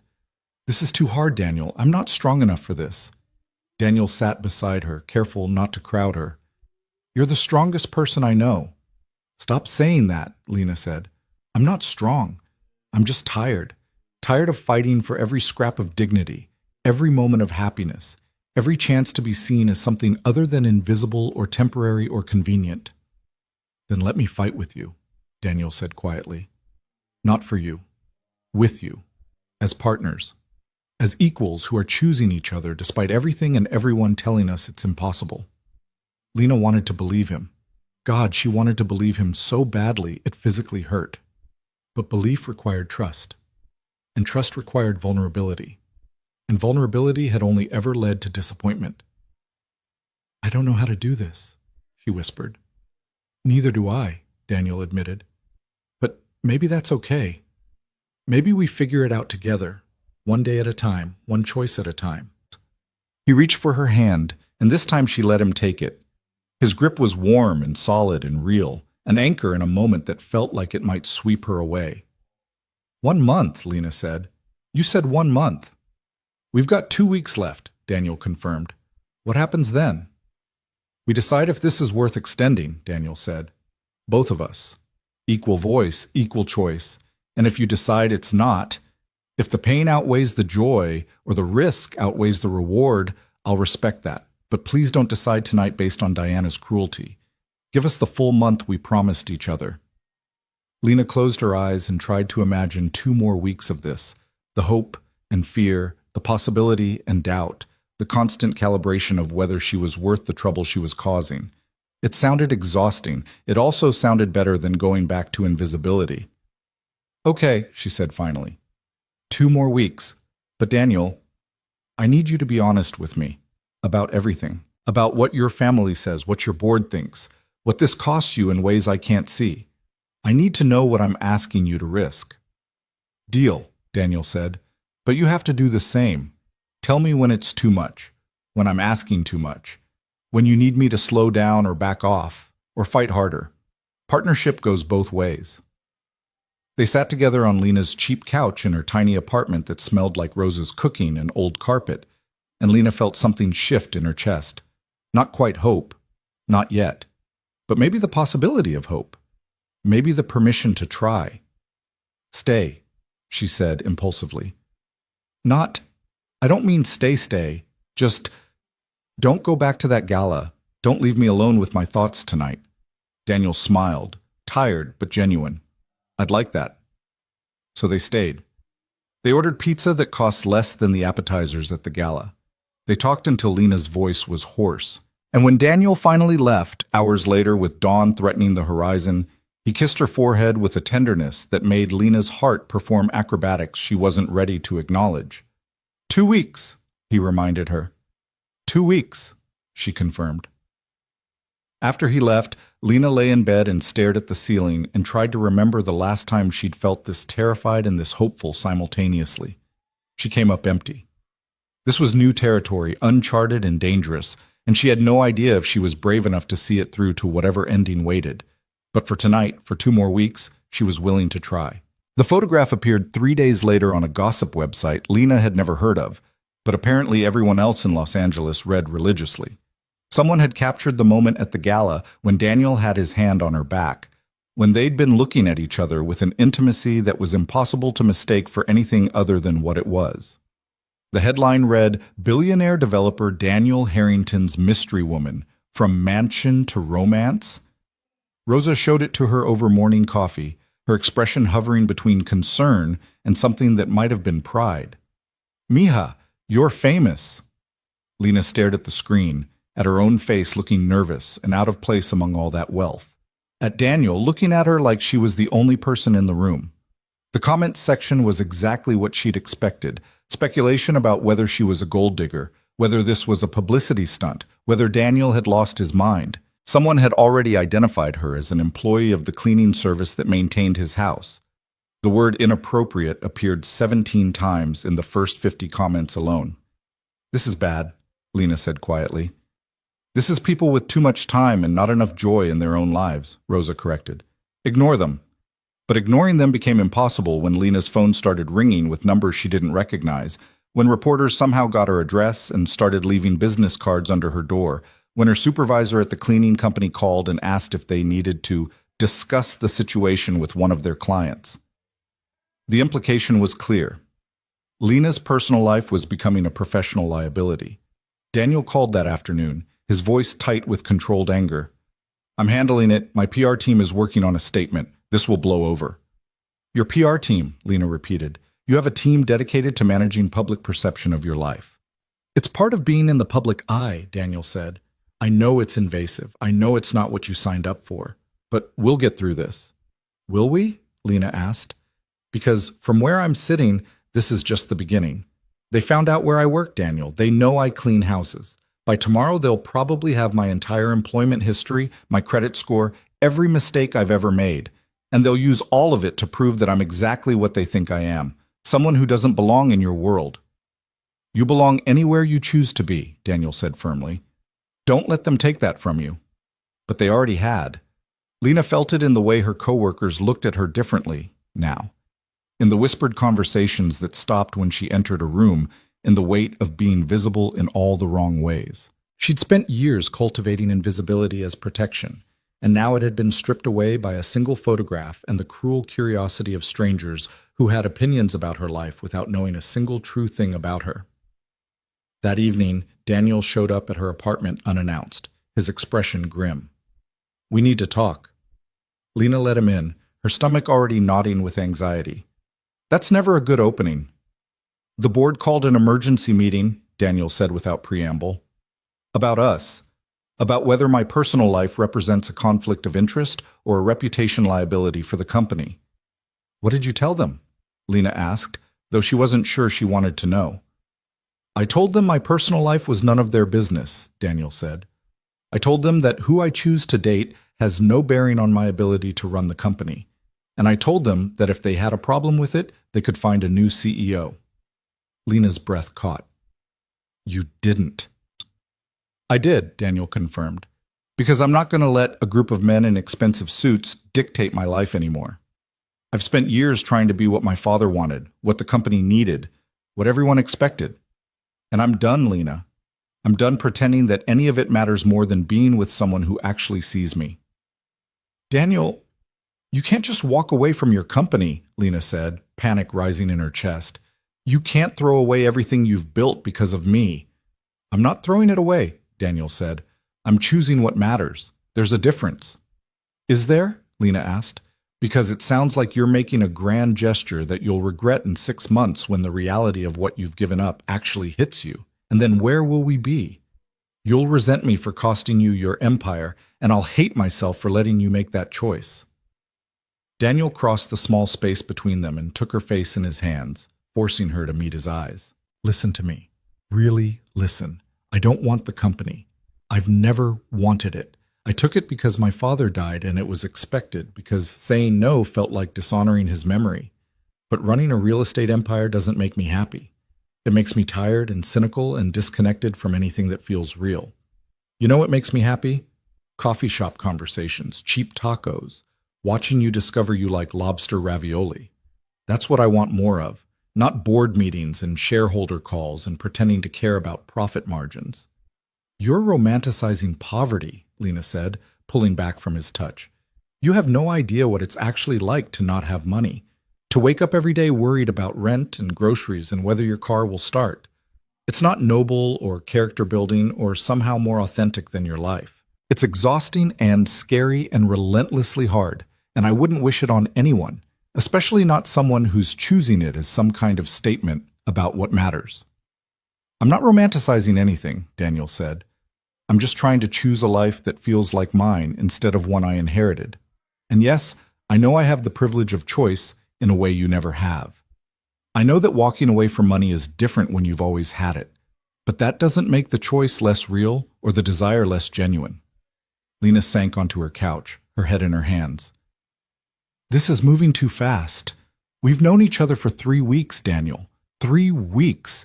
And you're already talking about walking away from your entire life. That's not romance. That's instability. Or maybe it's the first stable thing I've done in years, Daniel countered. Maybe staying in a life I hate is the unstable choice. And this, you, us, is the first thing that's felt solid and real and worth fighting for. Before Lena could respond, her phone rang. The number was local but unfamiliar. She almost didn't answer, but something made her pick up. Is this Lena Morales? A woman's voice, professional and cool. Yes. Who is this? My name is Jennifer Walsh. I'm a reporter with the Los Angeles Times. I'm working on a story about Daniel Harrington's relationship with you, and I was hoping you might be willing to comment. Lena's blood went cold. No comment. I understand this must be overwhelming, Jennifer continued, her tone shifting into practiced sympathy. But I want to make sure your side of the story gets told. Right now, the narrative is being controlled by people who don't know you, who are making assumptions about who you are and what your motivations might be. This is your chance to set the record straight. I said no comment, Lena repeated, and hung up. Daniel was watching her with concern. Reporter? Los Angeles Times, Lena confirmed, wanting my side of the story. My side, she repeated bitterly. Like there are sides to this. Like we're in some kind of war instead of just two people trying to have a relationship. It's going to get worse before it gets better, Daniel said quietly. I need you to know that. The media attention, the scrutiny, the people who will try to find dirt on you or manufacture it if they can't. This is what dating someone like me means, and I'm sorry for that. I'm sorry you have to deal with consequences you never asked for. Lena looked at him, really looked at him, trying to see past the romantic declarations and grand gestures to the practical reality of what he was offering. What if I can't handle it? She asked. What if this level of attention, this constant judgment, what if it breaks me? Then we stop, Daniel said simply. We go back to our separate lives, and I make sure you're protected from any fallout. But Lena, I don't think you give yourself enough credit. You've survived things that would have broken most people. You're stronger than you think. Or maybe I'm just tired, Lena said. Maybe survival isn't the same as strength. Maybe I've just gotten good at enduring things that hurt. Daniel sat beside her, close but not touching. What do you want? Not what you think you should want. Not what makes practical sense. What does your heart actually want? The question was impossibly hard because Lena had spent years training herself not to listen to her heart, not to trust wants that led to disappointment. But sitting here in her tiny apartment with a man who just threatened to walk away from a fortune for her, she couldn't deny what she felt. I want this to work, she admitted. I want to believe that we can build something real despite everything working against us. I want to stop being afraid that the other shoe is about to drop. I want... Her voice broke. I want to matter to someone the way you seem to think I matter to you. You do matter, Daniel said. You matter so much it scares me, because I've never felt this way about anyone, and I have no idea how to protect it or nurture it or keep it from being destroyed by external pressure. All I know is that walking away from you feels worse than any consequence the board or the media or my family could threaten me with. They sat in silence for a long moment, the weight of their confessions settling between them like something fragile and precious. Finally, Lena spoke. 2 weeks, she said. We had 2 weeks left on our trial. Let's see them through. No grand gestures, no quitting your job, no dramatic statements to the press. Just us, figuring out if this can survive reality. Okay, Daniel agreed. 2 weeks, and then we decide together. But reality had other plans. The next morning, Lena woke to find her supervisor's number lighting up her phone. When she answered, the conversation was brief and brutal. Lena, I'm sorry, but we're going to have to let you go from the Harrington account. The client requested it specifically. Lena's stomach dropped. Daniel requested that I be removed? No, her supervisor said quickly. His mother did.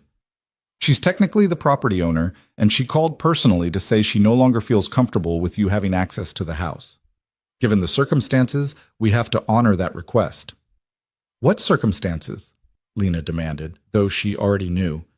The media attention, the relationship.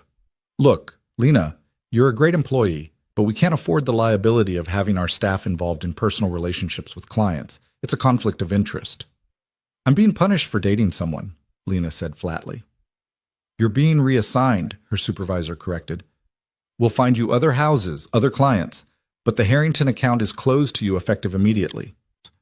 After she hung up, Lena sat on her bed and stared at the wall, trying to process the loss. It wasn't just about the money, though losing one of her highest-paying accounts hurt. It was about the principle. Being removed from her job because Daniel's mother had decided Lena wasn't appropriate, wasn't worthy, wasn't the right kind of person to be trusted in their home now that she dared to be visible. When she told Daniel, his reaction was immediate and volcanic. She had no right. I'm calling her right now. Don't, Lena said. It'll just make things worse. It can't get worse, Daniel argued. She's actively sabotaging your employment because she doesn't approve of our relationship. That's not acceptable. It's her house, Lena said tiredly. She has every right to decide who works there. It's my house, Daniel corrected. She gave it to me 5 years ago for tax purposes. I'm the legal owner. And I want you to know that this isn't over. I'm going to fix this. Please don't, Lena said. I don't want to be a problem you need to solve. I don't want to be the reason you're fighting with your family. You're not a problem, Daniel said firmly. My mother's prejudice is the problem. Her inability to see you as a person instead of a class designation is the problem. And I'll be damned if I let her punish you for my choices. But the damage was done. Over the next few days, the situation escalated in ways Lena couldn't have predicted. A tabloid published a story claiming she'd deliberately targeted Daniel, that she'd used her access to his home to seduce him in some calculated scheme to escape poverty. Another outlet ran a piece questioning whether their relationship constituted workplace harassment, positioning Daniel as the powerful employer taking advantage of vulnerable staff. The irony wasn't lost on Lena that she was simultaneously being painted as both predator and victim, neither characterization bearing any resemblance to reality. The truth, that they had met accidentally, that the attraction had been mutual and gradual, that she'd resisted as much as she'd surrendered, was too complicated and too boring for headlines. Her phone never stopped ringing. Reporters camped outside her building. Someone posted her address online, and she started getting hate mail from strangers who felt entitled to opinions about her life. The cleaning company, overwhelmed by media requests and concerned about their reputation, put her on unpaid leave until things settled down. This is unsustainable, Lena told Daniel when he came over on the 5th night of media siege. I can't work. I can't leave my apartment without cameras. I can't have a normal conversation with anyone without them asking about you. This isn't a relationship. It's a circus, and I'm the performing animal. Come stay with me, Daniel said. My building has security. They won't let reporters pass the lobby. You'll be safe there. Safe from cameras, Lena said. Not safe from what moving in with you would mean. Every headline would be proved right.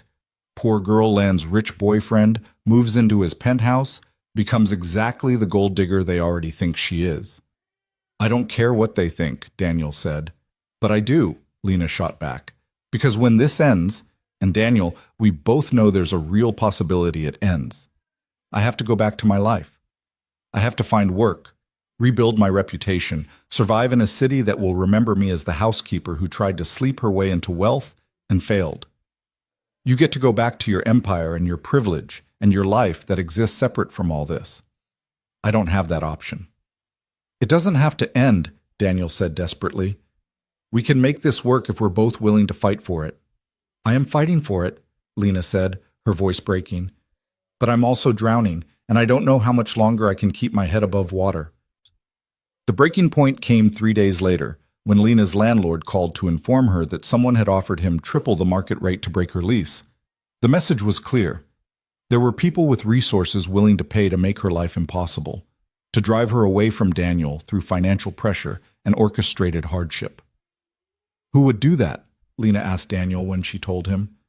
My family, Daniel said grimly, or the board, or both working together. They want you gone, and they're not subtle about their methods.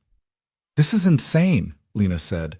This level of interference, this determination to control your life, how did you live like this? I didn't, Daniel admitted. I just endured. Followed the path they laid out, made the choices they approved of, dated women from appropriate families who understood the rules of engagement. It was empty and miserable, but at least it was predictable. You're the first thing I've chosen for myself in years, and they can't tolerate that level of independence. Lena felt something crystallizing in her chest. Not quite anger, not quite resignation, something harder and more clarifying. I need you to be honest with me about something. Anything, Daniel said. If you had to choose right now, today, between me and everything else, your company, your family, your entire life as you know it, what would you choose? Daniel didn't hesitate. You. I'd choose you. Why? Lena demanded. We've known each other for 3 weeks, Daniel. 3 weeks of coffee dates and dinner conversations and one disastrous gala. That's not enough time to make life-altering decisions. That's not enough foundation to justify throwing away everything you've ever known. It's enough to know what I don't want anymore, Daniel said quietly. And I don't want a life where my value is measured in profit margins and stock prices. I don't want relationships that are strategic alliances instead of genuine connections. I don't want to wake up at 50 and realize I spent my entire life doing what was expected instead of what mattered. What if I'm not what matters? Lena asked. What if I'm just what's available, what's convenient, what represents everything you think you want because it's different from what you have? You're not convenient, Daniel said with a slight laugh. You're possibly the least convenient thing that's ever happened to me. Dating you has cost me professional credibility, family relationships, and my peace of mind. But it's also the first time I've felt like myself in years. The first time I've had conversations that challenge me instead of just confirming what I already think. The first time I've looked forward to tomorrow instead of just enduring it. Lena wanted to believe him. She wanted it so badly that it physically hurt. This desire to accept that she could be worth the chaos she was causing, worth the sacrifice he was offering. But practical Lena, survival Lena, the part of her that had learned to protect herself through years of disappointment, couldn't silence the warnings. I think you need to actually do it, she said finally. I think you need to choose. Not theoretically, not in the abstract. Actually make the choice and live with the consequences, and then see if you still feel the same way. What are you saying? Daniel asked, though his expression suggested he already knew. I'm saying I need space, Lena said. I need you to figure out what your life looks like without the company, without your family's approval, without all the things you think you're ready to give up. And I need to figure out if I can handle being the reason you gave them up, if I can live with that weight. You're breaking up with me, Daniel said flatly. I'm asking for a pause, Lena corrected. 2 weeks. The same amount of time we had left anyway. You deal with your board, your family, your life. I'll deal with the reporters and the job search and figuring out where I'm going to live now that my landlord wants me gone. And at the end of it, we'll both know if this is real or if it was just a beautiful disaster we both needed to experience to learn something about ourselves. I don't need 2 weeks to know what I want, Daniel said. Maybe not, Lena agreed, but I do. I need to know that I'm choosing you for the right reasons. Not because I'm scared and alone and you represent safety. Not because the attention feels good after years of invisibility. Not because I've romanticized what being with you means. I need to choose you clearly, consciously, with my eyes open to all the complications. And I can't do that while I'm in survival mode. Daniel looked like he wanted to argue, to convince her this was a mistake, to promise her things he couldn't guarantee. But instead, he just nodded, his expression devastating in its defeat. 2 weeks, he said. But Lena, I need you to promise me something. What? Don't disappear on me completely. One text a day just so I know you're okay. That's all I'm asking. Lena considered this, weighing independence against cruelty. Okay, one text a day. Daniel stood to leave, and Lena felt something tearing in her chest, this horrible sensation that she was making the biggest mistake of her life or the smartest decision, or possibly both simultaneously. At the door, he turned back. For what it's worth, he said quietly, you're not a disaster. You're not a problem. You're the best thing that's happened to me in years. And if these 2 weeks teach me anything, I already know what it'll be. That I'd rather have a complicated life with you than an easy life without you. After he left, Lena allowed herself exactly 5 minutes to cry. Then she pulled herself together and started making lists. Find a new apartment, update her resume, contact the cleaning company about returning to work, figure out how to rebuild a life that had been dismantled by 3 weeks of hope and the cruel machinery of wealth protecting its own. The next morning, she woke to a text from Daniel. Just 3 words, sent at 6 a.m. I miss you. Lena stared at the message for a long time before responding with equal simplicity. Miss you too. The 2 weeks that followed were among the hardest of Lena's life. Without Daniel's presence as a distraction, she had to confront the full reality of her situation. She was unemployed, about to be homeless, and internet famous for all the wrong reasons. Job applications went unanswered, presumably because potential employers Googled her name and decided the publicity wasn't worth the risk. The cleaning company officially terminated her employment, citing irreconcilable circumstances. Her savings, never substantial to begin with, dwindled at an alarming rate. Rosa helped where she could, bringing food and refusing to let Lena sink into complete despair. You're not giving up, she said firmly when Lena suggested maybe she should just leave Los Angeles entirely. You're figuring things out. There's a difference. Through it all, Lena and Daniel maintained their one text-a-day agreement. Sometimes the messages were simple status updates. Sometimes they were confessions that neither of them knew how to say in person. The texts became a lifeline, a reminder that even in separation, they were choosing to stay connected. Had a board meeting today, told them I'm stepping down as CEO. Surprisingly liberating. Lost another job opportunity. Apparently I'm unhireable now. Less liberating, more terrifying. My mother called. We had it out. I told her you're not the problem. Her prejudice is. She hung up on me. Rosa made tamales, shared them with the reporter camped outside. He left. Apparently kindness defeats persistence. I miss you became a recurring theme, sent from both phones at various times of day and night. On day 12, Daniel sent a longer message than usual. I've been thinking about what you said, about choosing, about making it real instead of theoretical. I met with the board yesterday and officially resigned as CEO. I'm selling my shares in the company. It'll take time, but I'm done with that life. I'm also looking at teaching positions at universities. Turns out having a degree in architecture and years of development experience makes you moderately qualified to educate others. Who knew? I'm not telling you this to pressure you or prove anything. I just wanted you to know that the choice has been made and it feels right. Whatever happens with us, this needed to happen for me. You helped me see that. Lena read the message 5 times, trying to process what it meant. Daniel was actually doing it, walking away from the empire, choosing a different path, making real the theoretical sacrifice they'd discussed. It should have felt romantic, validating, like proof of his commitment. Instead, it felt heavy with responsibility. She called him, breaking their text-only rule. You actually did it, she said when he answered.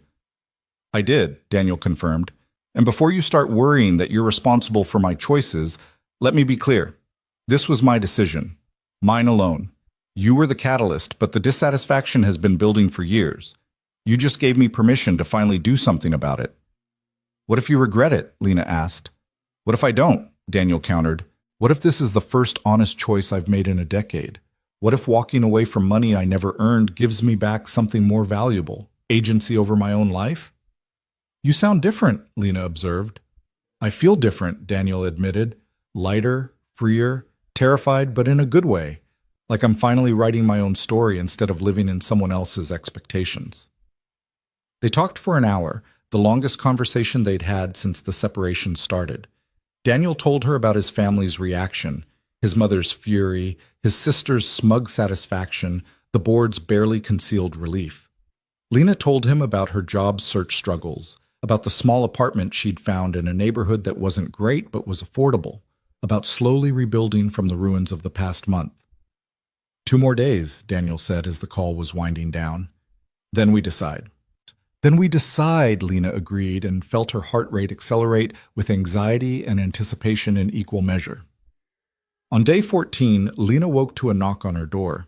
She opened it to find Daniel standing there with coffee and pastries from the shop where they'd had their second date. "I know we said 2 weeks," he said, "but I couldn't wait until midnight for some arbitrary deadline. I needed to see you. Needed to tell you face to face that I'm in, Lena. Completely, terrifyingly, irrevocably in. I love you. I think I've loved you since that first dinner when you told me the truth about being tired instead of giving me some polite fiction. And I know 2 weeks isn't enough time to completely figure out our lives, but it's enough time to know that I want to figure them out together." Lena stood frozen in her doorway, coffee and pastries extended toward her like an offering, Daniel's confession hanging in the air between them. She'd spent 2 weeks trying to be practical, trying to protect herself, trying to make the smart choice that would keep her safe from disappointment. But looking at Daniel now, tired, sincere, offering her cheap coffee and vulnerability in equal measure, Lena realized that safety had never been what she actually wanted. She wanted this. She wanted messy and complicated and uncertain if it meant being with someone who saw her, who chose her, who was willing to rebuild his entire life for the possibility of building a new one together. "I love you too," she said, and watched his face transform with relief and joy. "And I'm terrified. And I have no idea how we make this work. And I'm still unemployed and about to be homeless and possibly the most inconvenient person you could have fallen for. But I'm in. If you're willing to figure it out together, so am I." Daniel set down his coffee and pastries and pulled her into a hug that felt like coming home after being lost for longer than she'd realized. They stood there in her doorway, holding each other while the morning sun turned the sky pink and gold, and Lena let herself believe, really believe, that maybe invisible wasn't permanent, that maybe being seen was worth the risk of being hurt. "So what now?" she asked against his shoulder. "Now," Daniel said, "we start building something new, together. No grand gestures, no dramatic statements, just 2 people choosing each other every day and figuring out the details as we go." "That sounds impossibly hard," Lena said. "Probably," Daniel agreed, "but also worth it. You're worth it." And standing there in the doorway of an apartment she was about to lose, holding on to a man who'd given up an empire for the chance to know her, Lena finally let herself believe that maybe, just maybe, she was. They spent the rest of that morning in Lena's apartment, drinking coffee that had gone cold and eating pastries while mapping out a future that felt both impossible and inevitable. Daniel had already started the process of liquidating his assets, converting his stake in the family company into liquid capital that would fund whatever came next. Lena had exactly $743 in her bank account and a week before her lease expired. The gap between their financial realities remained vast, but at least now they were facing it together. "I don't want your money," Lena said for what felt like the 100th time. "I need you to understand that. Whatever we build, I need to contribute equally, or this will never feel like ours. I understand pride," Daniel said carefully, "but I also understand practicality. You need a place to live. I have resources that can help with that. Refusing help out of principle when you're about to be homeless isn't noble, Lena. It's just stubborn." "There's a difference between help and rescue," Lena insisted. "If you swoop in and solve all my problems with money, then I'm just trading one form of dependence for another. I need to know I can survive on my own, even if I'm choosing not to." Daniel was quiet for a moment, his fingers tracing patterns on her worn couch cushion. "Okay, what if we approach this differently? What if instead of me helping you, we pool our resources and figure out what we can build together?" "Pool our resources," Lena repeated slowly. "You have millions. I have $700 and a broken coffee maker. That's not exactly an equal partnership." "Money isn't the only resource that matters," Daniel said. "You have skills I don't have. You know how to run a household efficiently, how to make food that actually tastes good, how to navigate systems designed to keep poor people poor. I know how to read contracts and negotiate deals, and apparently how to walk away from empires. Between us, we have everything we need to start over. Lena wanted to argue, to point out the fundamental inequality in their situations, but something in his logic appealed to her. Not the romantic fiction of love conquering all, but the practical reality of complementary skills creating something neither of them could achieve alone. "What did you have in mind?" she asked cautiously. Daniel's expression shifted into something that might have been excitement or might have been terror. "I've been thinking about what you said, about wanting to bake, about having a small place that makes people happy. What if we actually did that? What if we used my capital and your expertise and built something real?" "A bakery," Lena said flatly. "You want to open a bakery?" "Why not?" Daniel challenged. "You have the passion and the skill. I have the business knowledge and the capital. It's not charity if we're both invested, if we're both working towards something we both believe in." "Daniel, I bake bread for my elderly neighbor. That's not the same as running an actual business. I don't have training or experience or any idea how to operate at scale." "Neither did I when I started," Daniel pointed out. "Neither does anyone before they begin. The difference between people who make it and people who don't is usually just willingness to try." Lena felt something dangerous stirring in her chest, the same reckless hope that had gotten her into this situation in the first place, the belief that maybe wanting something badly enough could actually make it possible. "You're serious about this?" "Completely serious," Daniel confirmed. "Look, I know it sounds impulsive.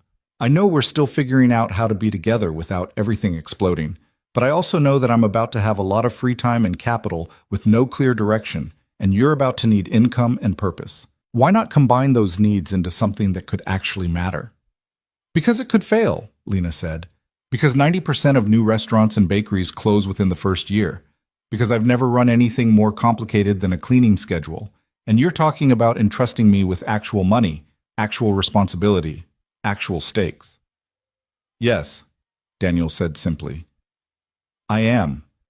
Because I believe in you more than you believe in yourself, and someone needs to." The words landed like a physical thing, settling in Lena's chest with uncomfortable weight. She thought about the dream she'd carried for years, the one she'd mentioned to Daniel that first night, and then tried to forget because dreams required hope, and hope required energy she couldn't spare. She thought about Rosa's kitchen, about the satisfaction of watching dough rise and transform, about the simple joy of creating something that made people happy. "I'd need to learn everything," she said slowly. "Business management, food safety regulations, accounting, marketing. I can't just walk into this blind." "So we learn together," Daniel said. "I'll handle the business side, you handle the creative side, and we both figure out the parts we don't know as we go." That's how every business starts, with people who are terrified but trying anyway. Lena looked around her apartment, at the life she'd built from nothing that was about to disappear anyway, and made a decision that felt both reckless and inevitable. "Okay." "Okay," Daniel repeated like he couldn't quite believe what he was hearing. "Okay," Lena confirmed, "but I have conditions. I want this in writing, a real partnership agreement, equal ownership, clear responsibilities. I want to know that if this fails, I'm not just losing a business, I'm losing something I actually built. And I want you to promise me that if we break up, the business doesn't die with the relationship. That we can separate our personal lives from our professional partnership if we need to." "Deal," Daniel said immediately. "Though I should warn you, I have no intention of breaking up with you." "Neither do I," Lena admitted. "But I've learned to plan for worst-case scenarios. It's kept me alive this long." They spent the next week in a frenzy of activity that left Lena exhausted and exhilarated in equal measure. Daniel had connections to commercial real estate agents who could find kitchen space, to lawyers who could draft partnership agreements, to accountants who could set up proper business structures. Lena threw herself into research, spending hours at the library reading about successful bakeries, about profit margins and ingredient sourcing, and the thousands of details that separated dreams from functioning businesses. Rosa became their unofficial advisor, offering recipes and warnings in equal measure. "You're moving fast," she told Lena one evening over tea. "Too fast, maybe. You sure you're ready for this?" "No," Lena admitted. But I don't think I'll ever feel ready. And if I wait until I'm sure, I'll wait forever. That boy, Rosa said, and there was something complicated in her voice. He's good to you. But good isn't always enough. You make sure you're doing this for you, not just because he's offering you a way out. I am doing this for me, Lena said, and was surprised to realize she meant it. Daniel's capital makes it possible, but the dream is mine. Has been for years. He's just the catalyst, not the cause. Rosa studied her for a long moment, then nodded. Okay then, you'll need my recipe for pan dulce. Can't have a bakery in this neighborhood without proper pan dulce. The location they found was a small storefront in a neighborhood that was gentrifying but hadn't quite gentrified yet. The kind of area where old residents and new money were learning to coexist with varying degrees of success. The rent was manageable, the space had good bones, and the foot traffic was promising. The previous tenant had been a failed coffee shop, which meant they already had some basic infrastructure: plumbing, a commercial hood, electrical wiring that could handle industrial ovens. It's perfect, Lena said, standing in the empty space and trying to imagine it filled with the smell of fresh bread and the sounds of morning customers. It's a disaster, Daniel corrected, but he was smiling. But it's our disaster. We can make it work. Making it work required more money than Lena had expected and more labor than Daniel had anticipated. They spent weeks working on the space themselves, painting walls and installing shelving, and learning that neither of them was particularly skilled at manual labor. Lena's hands, calloused from years of cleaning work, adapted quickly to the new tasks. Daniel's did not, and he developed blisters that he tried to hide, but Lena noticed anyway. You don't have to prove anything, she told him one night as she wrapped his damaged hands in bandages. We can hire people to do this. I want to do this, Daniel insisted. I want to build this with my own hands, to know that I contributed more than just money. Let me have this. So they kept working, and slowly the space transformed from abandoned failure into something that looked almost like a real bakery. They installed ovens purchased at auction from a restaurant that had closed. They found display cases on Craigslist and tables from a liquidation sale. Everything was secondhand, nothing matched, and somehow that made it feel more real, more earned than if they'd just bought everything new and expensive. The permits took longer than expected. The health inspections revealed problems that needed expensive fixes. The learning curve on commercial baking was steeper than Lena had anticipated. Scaling up recipes from home kitchen quantities to commercial volumes proved mathematically challenging and occasionally disastrous. The first time she tried to make 200 croissants, she ended up with butter-soaked failures that even the pigeons outside rejected. This is impossible, she said, staring at the mess. I can't do this. You can, Daniel said calmly. You just need practice. Every skill is impossible until it's not. But it wasn't just the baking that proved challenging. The media attention that had died down during their 2-week separation came roaring back as soon as word got out about their business venture. Headlines wondered if this was a real bakery or a publicity stunt.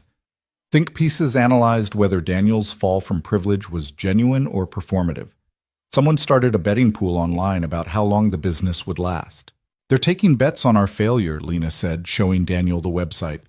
Actual money changing hands over whether we'll make it 6 months. Then we'll prove them wrong, Daniel said. We'll make it a year, 2 years, 10 years. We'll still be here when they've moved on to the next scandal. But the pressure was enormous. Every decision felt weighted with significance beyond its actual importance. What to name the bakery became a week-long debate.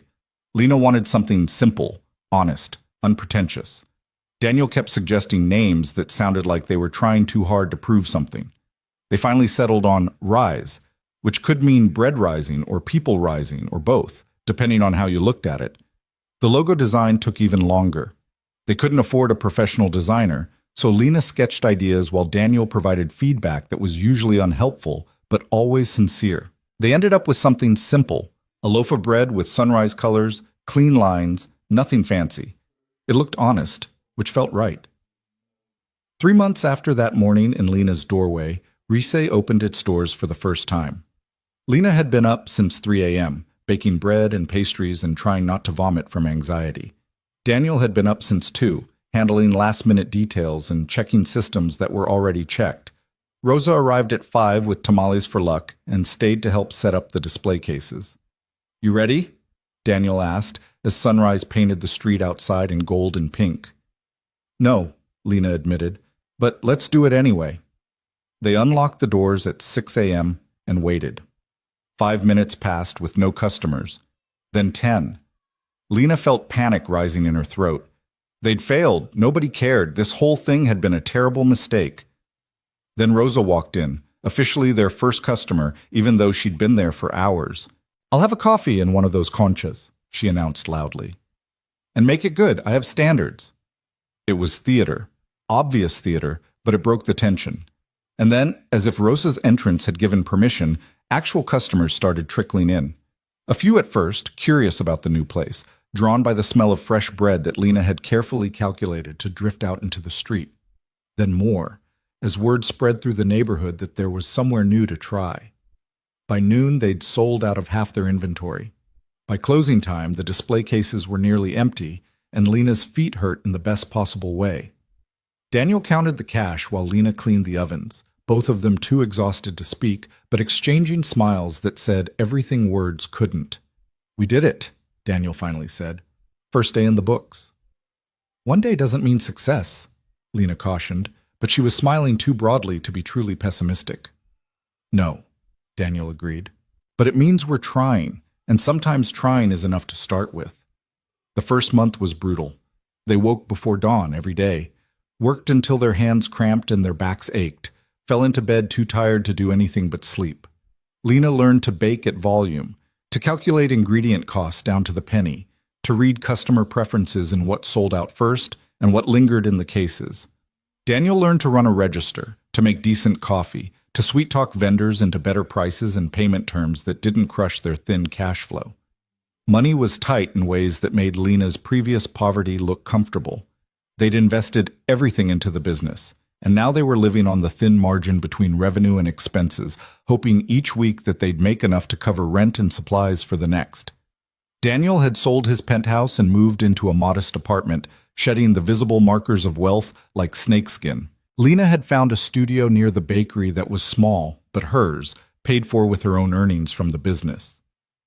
They ate their mistakes, loaves that hadn't risen properly, pastries that were slightly burned, everything that couldn't be sold but was still edible. Some nights that was all they had for dinner, and Lena would remember her mother eating the same way, making do with what was available, and felt the strange vertigo of becoming the thing she'd sworn to escape while simultaneously choosing it freely. "Are you happy?" Daniel asked her one night, as they shared a slightly lopsided cake that had cracked during cooling. Lena considered the question seriously. She was exhausted, financially precarious, uncertain about the future in ways that would have terrified her 6 months ago. But she was also building something real, creating value with her own hands, working toward a goal that she'd chosen rather than accepted. "Yes," she said finally. "I think I am. Are you?" "Yes," Daniel said without hesitation. "I've never been this tired or this uncertain, but I've also never felt like my life belonged to me before. So yes, I'm happy. Terrified, but happy." The second month was when reality hit hard. A bad review from a food blogger with a significant following criticized their pretentious poverty cosplay and questioned whether Daniel's money had bought them better ingredients than their prices suggested. Revenue dropped 30% overnight. Lena wanted to respond, to defend their authenticity, but Daniel counseled silence. "Engagement just gives them more attention," he said. "Better to let our work speak for itself." But when work spoke, sometimes it said uncomfortable things. They had a health inspection that revealed minor violations that required expensive fixes. A commercial mixer broke and needed replacing. The coffee machine died and took their espresso revenue with it. Bills piled up faster than income could cover them, and for the first time since opening, they had to dip into Daniel's remaining reserves to make payroll for the 2 part-time employees they'd hired. "This isn't sustainable," Lena said, staring at the numbers that refused to balance no matter how many times she recalculated them. "We're losing money every week." "We're investing in growth," Daniel corrected. "Every new business loses money at first. We knew this going in." "You knew this," Lena shot back. "I knew how to clean houses. I didn't know that owning a business meant watching money hemorrhage, while you smiled at customers and pretended everything was fine. The stress was showing in their relationship. They snapped at each other over small things: inventory decisions, shift schedules, whether to buy cheaper flour to save money or maintain quality at any cost. They disagreed about hiring, about marketing, about whether to expand their hours or focus on perfecting what they already offered. Every decision became a potential conflict. Every conflict felt like evidence that maybe this whole thing had been a mistake. It was Rosa who finally intervened, showing up at the bakery after closing one evening and finding them in the middle of an argument about whether to raise prices or cut costs. "Enough," she said with the authority of someone who'd survived her own share of hardship. "Both of you, sit down and shut up." They sat, chastened by her tone. "You're both so busy fighting about how to save this business that you're forgetting why you started it in the first place," Rosa said. "Lena, why did you want a bakery?" "To create something that matters," Lena said quietly. "To make things that make people happy." "And Daniel, why did you invest in this?" "Because I believed in Lena," Daniel said. "Because I wanted to build something real instead of just managing what someone else built." "So do that," Rosa said simply. "Stop fighting about money and strategy and whether you're doing it right. There is no right way. There's just your way, and you figure that out by trying things and failing and trying again. But you don't figure it out by turning on each other every time something gets hard." Her words settled over them like a weight and a relief simultaneously. After she left, Lena and Daniel sat in the quiet bakery, surrounded by the day's unsold bread and the smell of flour that had become as familiar as home. "I'm sorry," Lena said. "I've been taking my fear out on you." "I'm sorry too," Daniel said. "I keep treating this like just another business problem to solve instead of remembering that it's your dream we're building. I need to listen better, defer more, trust your instincts even when they scare me." "I need to trust them too," Lena admitted. "I keep second-guessing every decision because I'm terrified of failing, of proving everyone right who said I couldn't do this." "You're not going to fail," Daniel said. "We might fail. The business might fail. But you as a person, as a baker, as someone with something valuable to offer the world, that can't fail because it already exists. The bakery just makes it visible."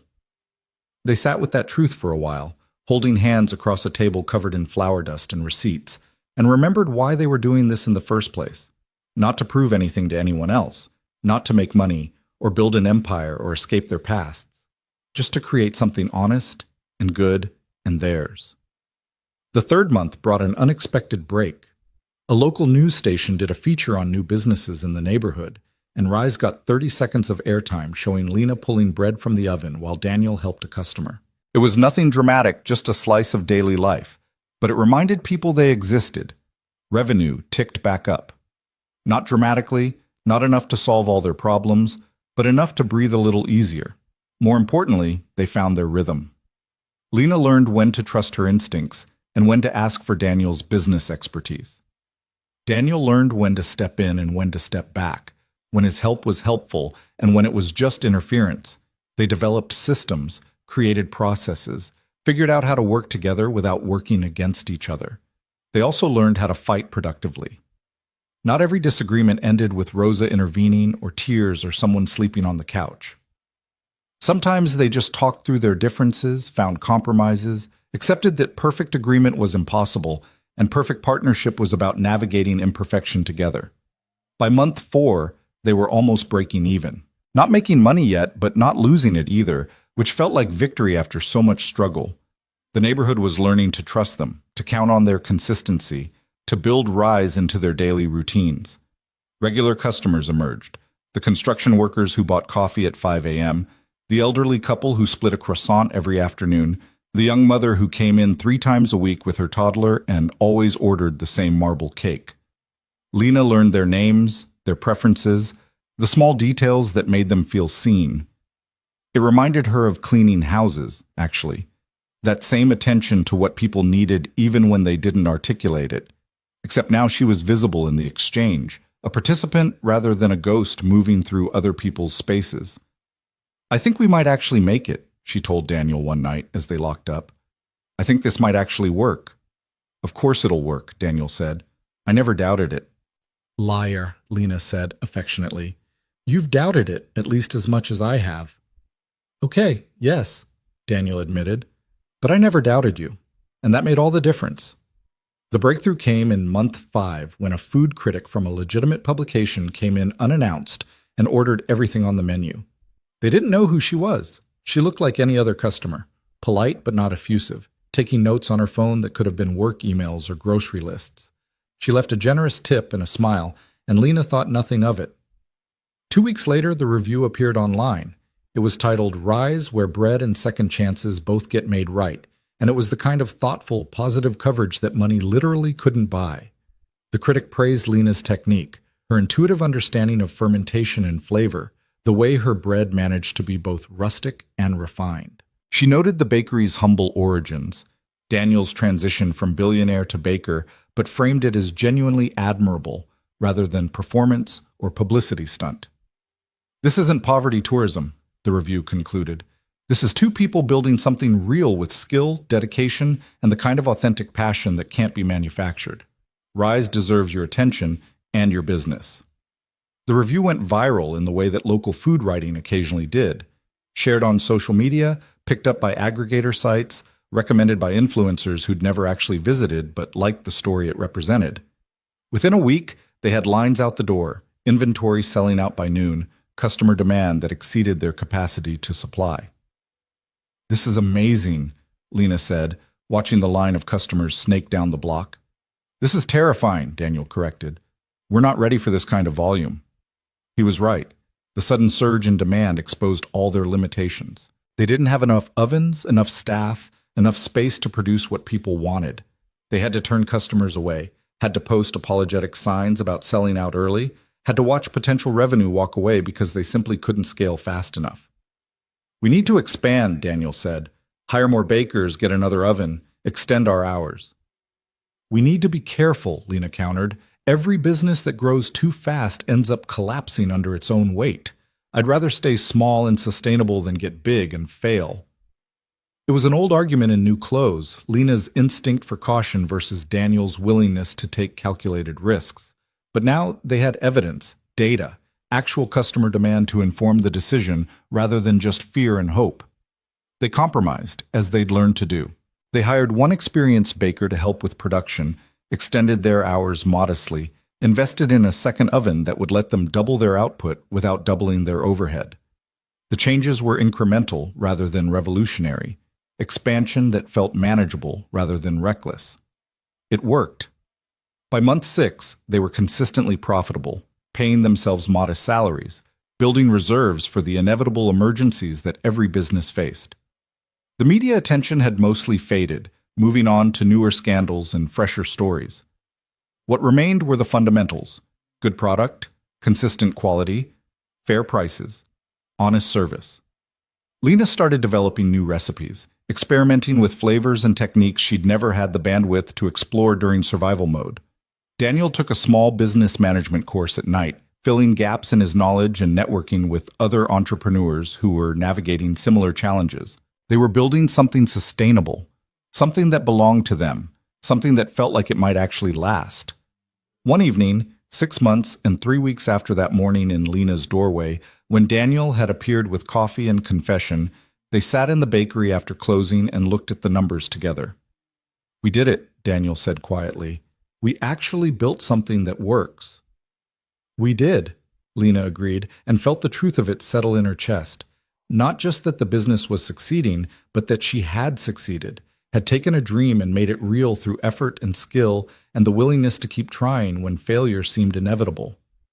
Daniel reached across the table and took her hand, his fingers flour-dusted and calloused in ways they'd never been before. "I need to ask you something important." Lena's heart jumped. They'd been so focused on the business, on survival and success and getting through each day, that they hadn't had time to think about their relationship beyond its daily maintenance. They still loved each other. That had never been in question, but they'd been too exhausted most nights to be romantic, too stressed to be anything other than partners in crisis. "What?" she asked, half afraid of what he might say. Daniel pulled something from his pocket, a small box that made Lena's breath catch. But when he opened it, she saw not a ring, but a key. "I found us a house," he said. "Small, affordable, nothing fancy. but it has a yard and a real kitchen and enough space that we're not living on top of each other. I put an offer in yesterday, contingent on you agreeing that this is what you want. Because I don't want to assume. I don't want to make decisions that affect both of us without you being equally invested in the choice. So I'm asking, will you build a home with me the same way we built this business? Together, equally, honestly? Lena looked at the key, at this man who'd learned to ask instead of assume, to offer instead of impose, to make her a partner in every decision that mattered. She thought about the life they were building, imperfect and hard-won, and entirely their own. Yes, she said simply, let's build a home. And in a bakery that smelled like butter and possibility, surrounded by the evidence of what they could create when they chose each other, Lena Morales finally allowed herself to believe that she was exactly where she belonged. The house was a modest two-bedroom in a neighborhood that was neither trendy nor forgotten, the kind of place where people actually lived instead of just invested. It had good bones beneath peeling paint, a kitchen that needed updating but had potential, and a backyard that was mostly weeds but could become something with effort. Standing on the front porch with Daniel, Lena could see both what it was and what it could be, a metaphor she was getting used to applying to her entire life. It needs work, Daniel said, watching her face carefully. A lot of work, but the inspector says it's structurally sound, and the price is reasonable if we're willing to put in sweat equity. More manual labor, Lena said with a slight smile. Your hands are just recovering from the bakery renovation. Then they'll develop better calluses this time, Daniel replied. What do you think? Lena walked through the empty rooms, her footsteps echoing on hardwood floors that were scratched but solid. She imagined furniture they'd pick out together, walls they'd paint in colors they'd debate about, routines they'd build in a space that belonged to both of them equally. It was terrifying and perfect in equal measure. I think it's ours, she said finally, if you're sure about this. I've never been more sure of anything, Daniel said, and pulled her close. Except maybe that night at La Lumiere when I decided to talk to the sad woman at the bar instead of eating alone. That worked out pretty well. They closed on the house 3 weeks later, using money from the bakery's profits and the last of Daniel's liquidated assets. Every dollar felt earned rather than inherited, which made the purchase feel more like an achievement than a transaction. Rosa came to the closing with a bottle of cheap champagne and stern advice about property maintenance. The real estate agent looked vaguely confused by their celebration. It was just a modest house in an unremarkable neighborhood, after all. But to Lena it represented something she'd never thought she'd have. Security, permanence, a future she'd chosen instead of accepted. They moved in on a Saturday with help from the bakery staff and several customers who'd become friends. Lena didn't have much to contribute. Her furniture from the studio apartment was barely worth moving. But Daniel had surprisingly little as well. He'd sold or donated most of his expensive belongings when he'd left the penthouse, keeping only what had actual meaning or utility. They furnished the house slowly, piece by piece, from thrift stores and estate sales, building a home from mismatched chairs and secondhand tables that somehow cohered into something that felt entirely theirs. The bakery continued to grow steadily. They'd found their rhythm, their customer base, their place in the neighborhood ecosystem. Lena had trained 2 more bakers, building a team that could handle production even when she wasn't there. Daniel had developed systems for inventory and ordering that kept them consistently stocked without excessive waste. They were making money, not getting rich, but earning enough to live comfortably, to save for emergencies, to occasionally splurge on dinners that weren't their own mistakes. But success brought new complications. A commercial development company approached them about opening a second location in a wealthier neighborhood. A reality TV producer contacted them about a show following their journey from billionaire and housekeeper to business partners. A publisher wanted to buy the rights to their story for a book that would probably be ghostwritten and definitely be sensationalized. We should say no to all of it, Lena said after the latest pitch meeting. We should focus on what we have instead of chasing what we could have. Agreed, Daniel said. Daniels. Though the TV money would have been nice. The TV exposure would have destroyed us, Lena corrected. We'd become performers again instead of people. I'm done being entertainment for other people's consumption. They turned down every offer, every opportunity to expand beyond what they could personally manage. It wasn't about fear of success. It was about protecting what they'd built, maintaining the intimate scale that made Rise feel special instead of scalable. Some opportunities you chased, and some you let pass by. Learning the difference was its own kind of wisdom. 8 months after opening the bakery, 9 months after that first dinner at La Lumière, Daniel proposed. Not with flower and keys this time, but properly, traditionally, in their backyard on a Sunday morning while Lena was trying to coax tomatoes from stubborn soil. He'd been helping her dig holes for seedlings, both of them dirty and sweaty and entirely unglamorous, when he suddenly set down his trowel and pulled a ring from his pocket. "I know I already asked you to build a home with me," he said, "and a business, and a life. But I want to make it official. I want to marry you, Lena. I want everyone to know that you choosing me is the best thing that's ever happened, and I'm choosing you right back, every day for the rest of our lives." The ring was simple. A small diamond that had belonged to his grandmother, the one family member who'd apparently approved of him walking away from the empire. It wasn't expensive or showy, but it was real, and it was offered with hands that shook slightly because he was genuinely nervous about her answer. Lena looked at this man who'd seen her when she was invisible, who'd chosen her when she was convinced she wasn't worth choosing, who'd learned to build a life with his own hands instead of his inherited wealth. She thought about the journey from that humiliating first date to this garden they were growing together, about every choice and compromise and moment of courage that had brought them here. "Yes," she said, and watched his face transform with relief and joy. "Obviously, yes." They kissed there in the dirt, surrounded by plants that might or might not survive but were at least getting a chance to try, and Lena felt something settle in her chest that she'd been carrying for 26 years without knowing it. The constant anxiety that she wasn't enough, would never be enough, could never earn the kind of love that stayed. Daniel's presence in her life hadn't magically erased that fear, but it had given her evidence against it. Proof that she was worth choosing, worth fighting for, worth the complications. They planned a small wedding because neither of them wanted the spectacle of a large one. Just close friends, Rosa and her family, a few bakery regulars who'd become genuinely important to them.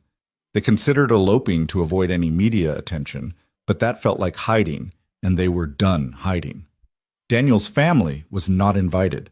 His mother had made her position clear through lawyers and frozen bank accounts, and a series of increasingly hostile communications about what Daniel was throwing away. His sister Diana had sent a single message after learning about the engagement. "Congratulations on your poverty cosplay. I give it 2 years before you're begging to come back." Daniel had blocked her number without responding. "Some bridges aren't worth maintaining," he'd told Lena. "And family that treats you like an investment portfolio instead of a person isn't really family." The bakery became their wedding venue, transformed on a Sunday morning when they were normally closed. They brought in tables and chairs, flowers that Lena had grown herself, food from the neighborhood restaurants whose owners had become friends. It was modest and imperfect and entirely authentic, which made it perfect in all the ways that actually mattered. Rosa walked Lena down the makeshift aisle between tables of bread, wearing a dress they'd found at a consignment shop, and altered together over several evenings of conversation and nervous excitement. Daniel waited at the front in a simple suit, his expression doing complicated things that made Lena's heart race. The ceremony was brief, officiated by a friend who'd gotten ordained online specifically for this purpose. They'd written their own vows because the traditional ones felt too generic for what they'd actually promised each other. Daniel went first, his voice steady despite the emotion clearly working its way through him. "Lena, you taught me that being seen is different from being known, and being known is different from being valued. You taught me that choosing a life matters more than inheriting one, and that building something with your own hands gives it meaning that money can't buy. I promise to keep choosing you, keep learning from you, keep building with you. I promise to see you clearly, even when you'd rather be invisible. I promise to be your partner in every sense of that word, equal, honest, present. I love you more than I knew I could love anyone." Then Lena, her voice less steady, but no less certain. "Daniel, you saw me when I'd convinced myself that being invisible was safer than being noticed. You chose me when I was sure I wasn't worth choosing.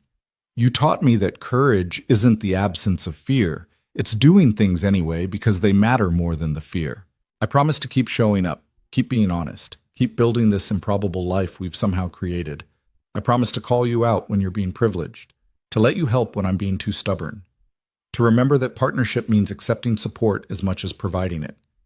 I love you for seeing me, for choosing me, for building this beautiful disaster with me."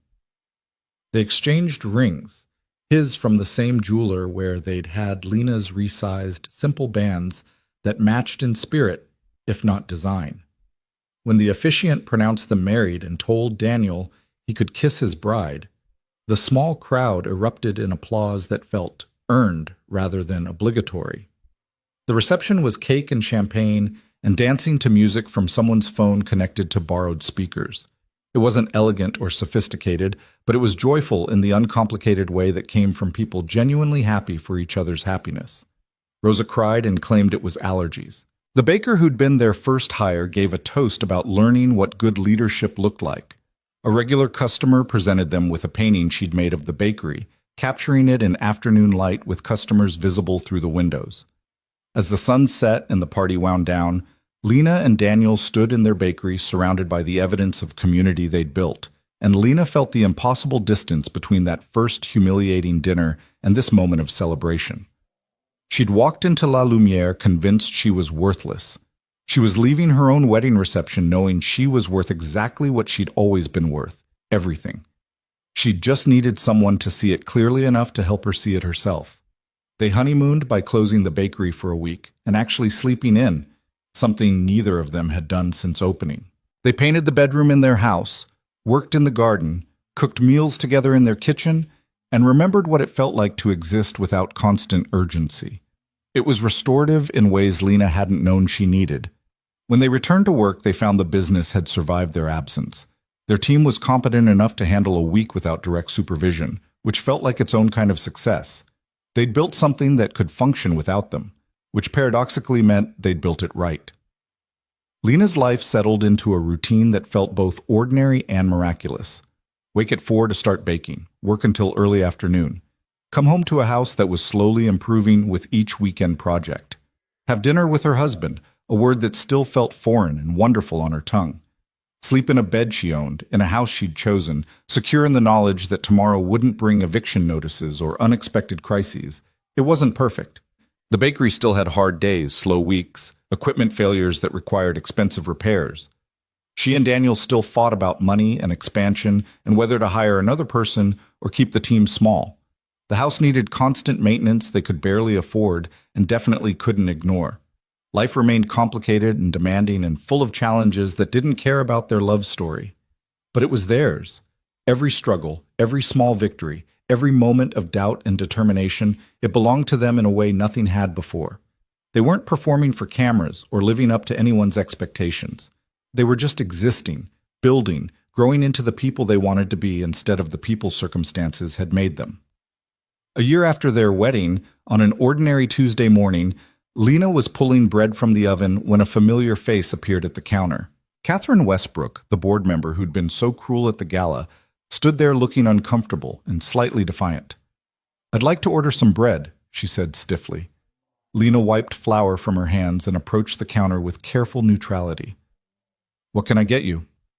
"Whatever you recommend," Catherine said. "I've been hearing good things about this place." Lena studied her for a moment, trying to determine if this was some new form of harassment or genuine olive branch. "The sourdough is good today. We also have focaccia with rosemary and sea salt if you want something more interesting." "Both then," Catherine said. She paused, clearly struggling with something. "I owe you an apology." Lena blinked. "I'm sorry?" "At the gala, I was cruel and classist and everything that's wrong with people who've had money so long they've forgotten it's not a moral virtue." Catherine's discomfort was obvious, but apparently sincere. "I've been watching what you and Daniel built here. It's impressive. More impressive than anything his family ever created because you did it through actual work instead of inheritance and exploitation." "Thank you," Lena said carefully, still uncertain where this was going. "I'm not asking for forgiveness," Catherine continued. "I don't deserve it. But I wanted you to know that I was wrong about you, wrong about what you and Daniel were doing, wrong to judge something I didn't understand because it threatened my comfortable assumptions about how the world works." Lena packaged the bread, her hands moving through familiar motions while her mind processed this unexpected development. "Why are you telling me this?" "Because I'm trying to be better," Catherine said simply. "Because watching you succeed while people like me predicted failure has been humbling. Because apologizing cost me nothing, and I hoped it might mean something to you." "It does," Lena admitted. "More than you probably realize." Catherine paid for the bread and left, and Lena stood there processing what had just happened. Not everyone who'd hurt them had apologized. Diana certainly hadn't. Daniel's mother had doubled down on her disapproval, cutting him off completely and making sure every family member knew that choosing Lena meant choosing exile. But Catherine's apology suggested something Lena hadn't dared hope for, that maybe their success wasn't just personal, wasn't just about them.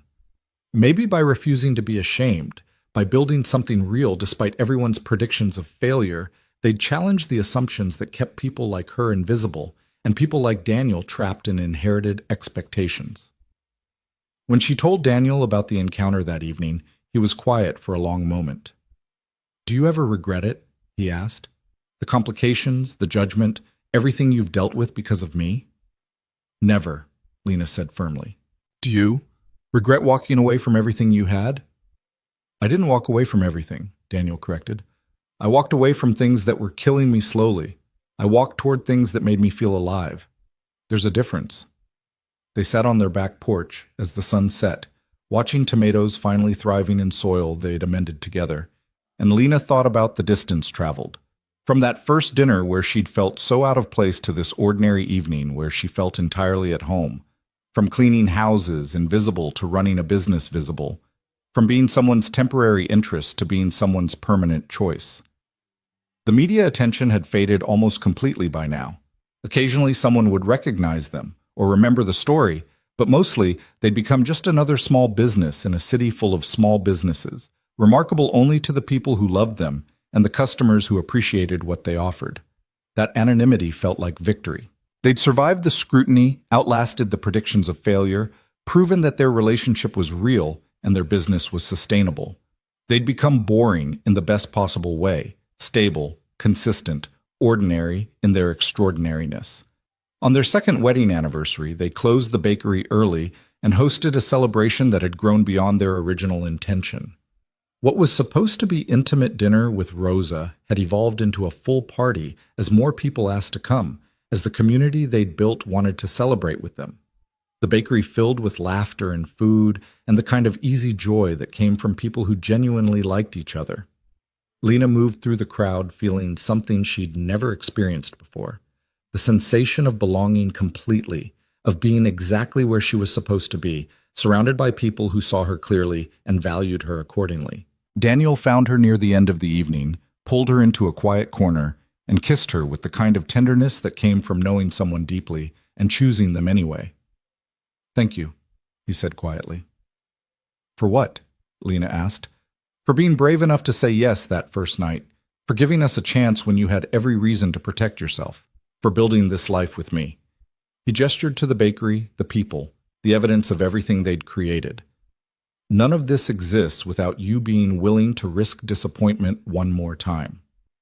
"None of this exists without you seeing me when I was invisible," Lena countered. "We did this together." "Together," Daniel agreed. "Every impossible, beautiful, terrifying step of it." As the party continued around them, Lena thought about the woman she'd been 2 years ago. Broke, scared, convinced her life had peaked at surviving rather than thriving. She thought about the green dress purchased with money she didn't have, the hope she'd carried into that restaurant only to have it crushed by a text message. She thought about how close she'd come to never knowing what was possible if she just had the courage to stay visible long enough for someone to actually see her. The journey from that humiliation to this celebration hadn't been smooth or simple. It had required more courage than she'd known she possessed, more resilience than seemed fair to demand, more faith in possibilities than her experience had earned. But standing here now, in a bakery she owned, surrounded by communities she'd built, married to a man who'd chosen her so completely, he'd rebuilt his entire life to prove it. Lena understood something fundamental. Being invisible had never been about whether people could see her. It had been about whether she'd given herself permission to be seen. Whether she'd believed she was worth the attention, worth the effort, worth the complications that came with being visible. Daniel had seen her when she was still learning that permission. But ultimately, Lena had saved herself. She'd chosen to stay for dinner instead of fleeing the restaurant. She'd chosen to try when every instinct screamed protection. She'd chosen to believe in possibility when evidence suggested impossibility. Love hadn't rescued her from poverty or struggle or the hard work of building a life worth living.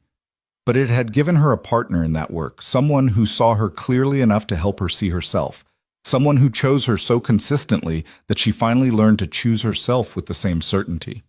The party wound down as evening became night.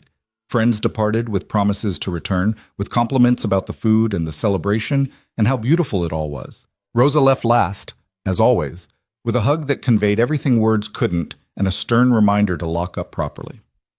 Finally alone in their bakery, Lena and Daniel cleaned up the remnants of celebration in comfortable silence. When the last dish was washed and the last chair was stacked, they stood together in the space they'd created and looked at what they'd built. "We should go home," Daniel said eventually. "We should," Lena agreed. But neither of them moved immediately, both savoring this moment of completion, of having survived not just the struggle, but the success that followed it. When they finally locked the door and walked to their car, Lena took one last look at Rise. The simple sign, the warm lights visible through the window, the evidence of what happened when people chose courage over comfort, partnership over performance, authenticity over approval. 2 years ago, she'd been invisible. Now she was seen, known, valued. The journey between those states had required more than she'd thought she had to give. But standing here with Daniel's hand in hers, with a home waiting and a business thriving and a future unfolding in ways she couldn't predict but no longer feared, Lena understood the fundamental truth that had eluded her for so long. She'd always been worth seeing. She'd just needed someone to look closely enough, consistently enough, to help her remember that her worth had never been in question. Only her willingness to claim it had been uncertain. Now, finally, she claimed it fully. Claimed the life she'd built, the love she'd earned, the success she'd created through skill and determination, and the refusal to accept that invisible was permanent. As they drove through Los Angeles toward the home they'd chosen together, Lena felt the weight of the past 2 years settle into something that felt like peace. Not the absence of struggle. Life would always be hard in ways both predictable and surprising, but the presence of purpose, partnership, and the quiet certainty that she was exactly where she belonged. The green dress still hung in her closet, preserved like a relic of who she'd been before everything changed. Sometimes she'd look at it and remember that terrible, wonderful night when humiliation had transformed into opportunity, when being stood up had led to being seen, when the worst evening of her year had become the first chapter of a story she was still writing. But mostly, Lena didn't need to look back. The evidence of who she'd become was all around her, in the flower under her fingernails and the house key in her pocket, in the wedding ring on her finger and the business card in her wallet that read, "Lena Harrington, co-owner, Rise Bakery." She'd risen indeed, not from poverty to wealth in the fairy tale sense, but from invisibility to visibility, from survival to purpose, from accepting what life handed her to actively creating what she wanted it to be. And in a city built on dreams that usually disappointed, Lena Morales, Lena Harrington now, had discovered that the most powerful dreams were the ones you built yourself. One choice at a time, one day at a time, until suddenly you looked up and realized you were living something you'd once only dared to hope for. The road ahead would have challenges. Money would sometimes be tight. The business would face competition and complications. Life would deliver the 1,000 small difficulties that tested every partnership and every enterprise. But they'd face it together, Daniel and Lena, equal partners in a life they'd chosen rather than inherited or accepted. And that choice, renewed daily through work and compromise and the simple act of continuing to show up for each other, made every difficulty worth facing. In the end, their story wasn't about a billionaire who fell in love with his housekeeper. It was about two people who saw each other clearly, chose each other honestly, and built something real in a world that preferred performance. It was about having the courage to be visible even when invisibility felt safer, to try even when failure seemed likely, to believe in possibilities that evidence hadn't yet confirmed. It was about choosing love, choosing work, choosing partnership, choosing themselves. And that choice, made daily with flour-dusted hands and honest hearts, was the only happy ending that ever really mattered.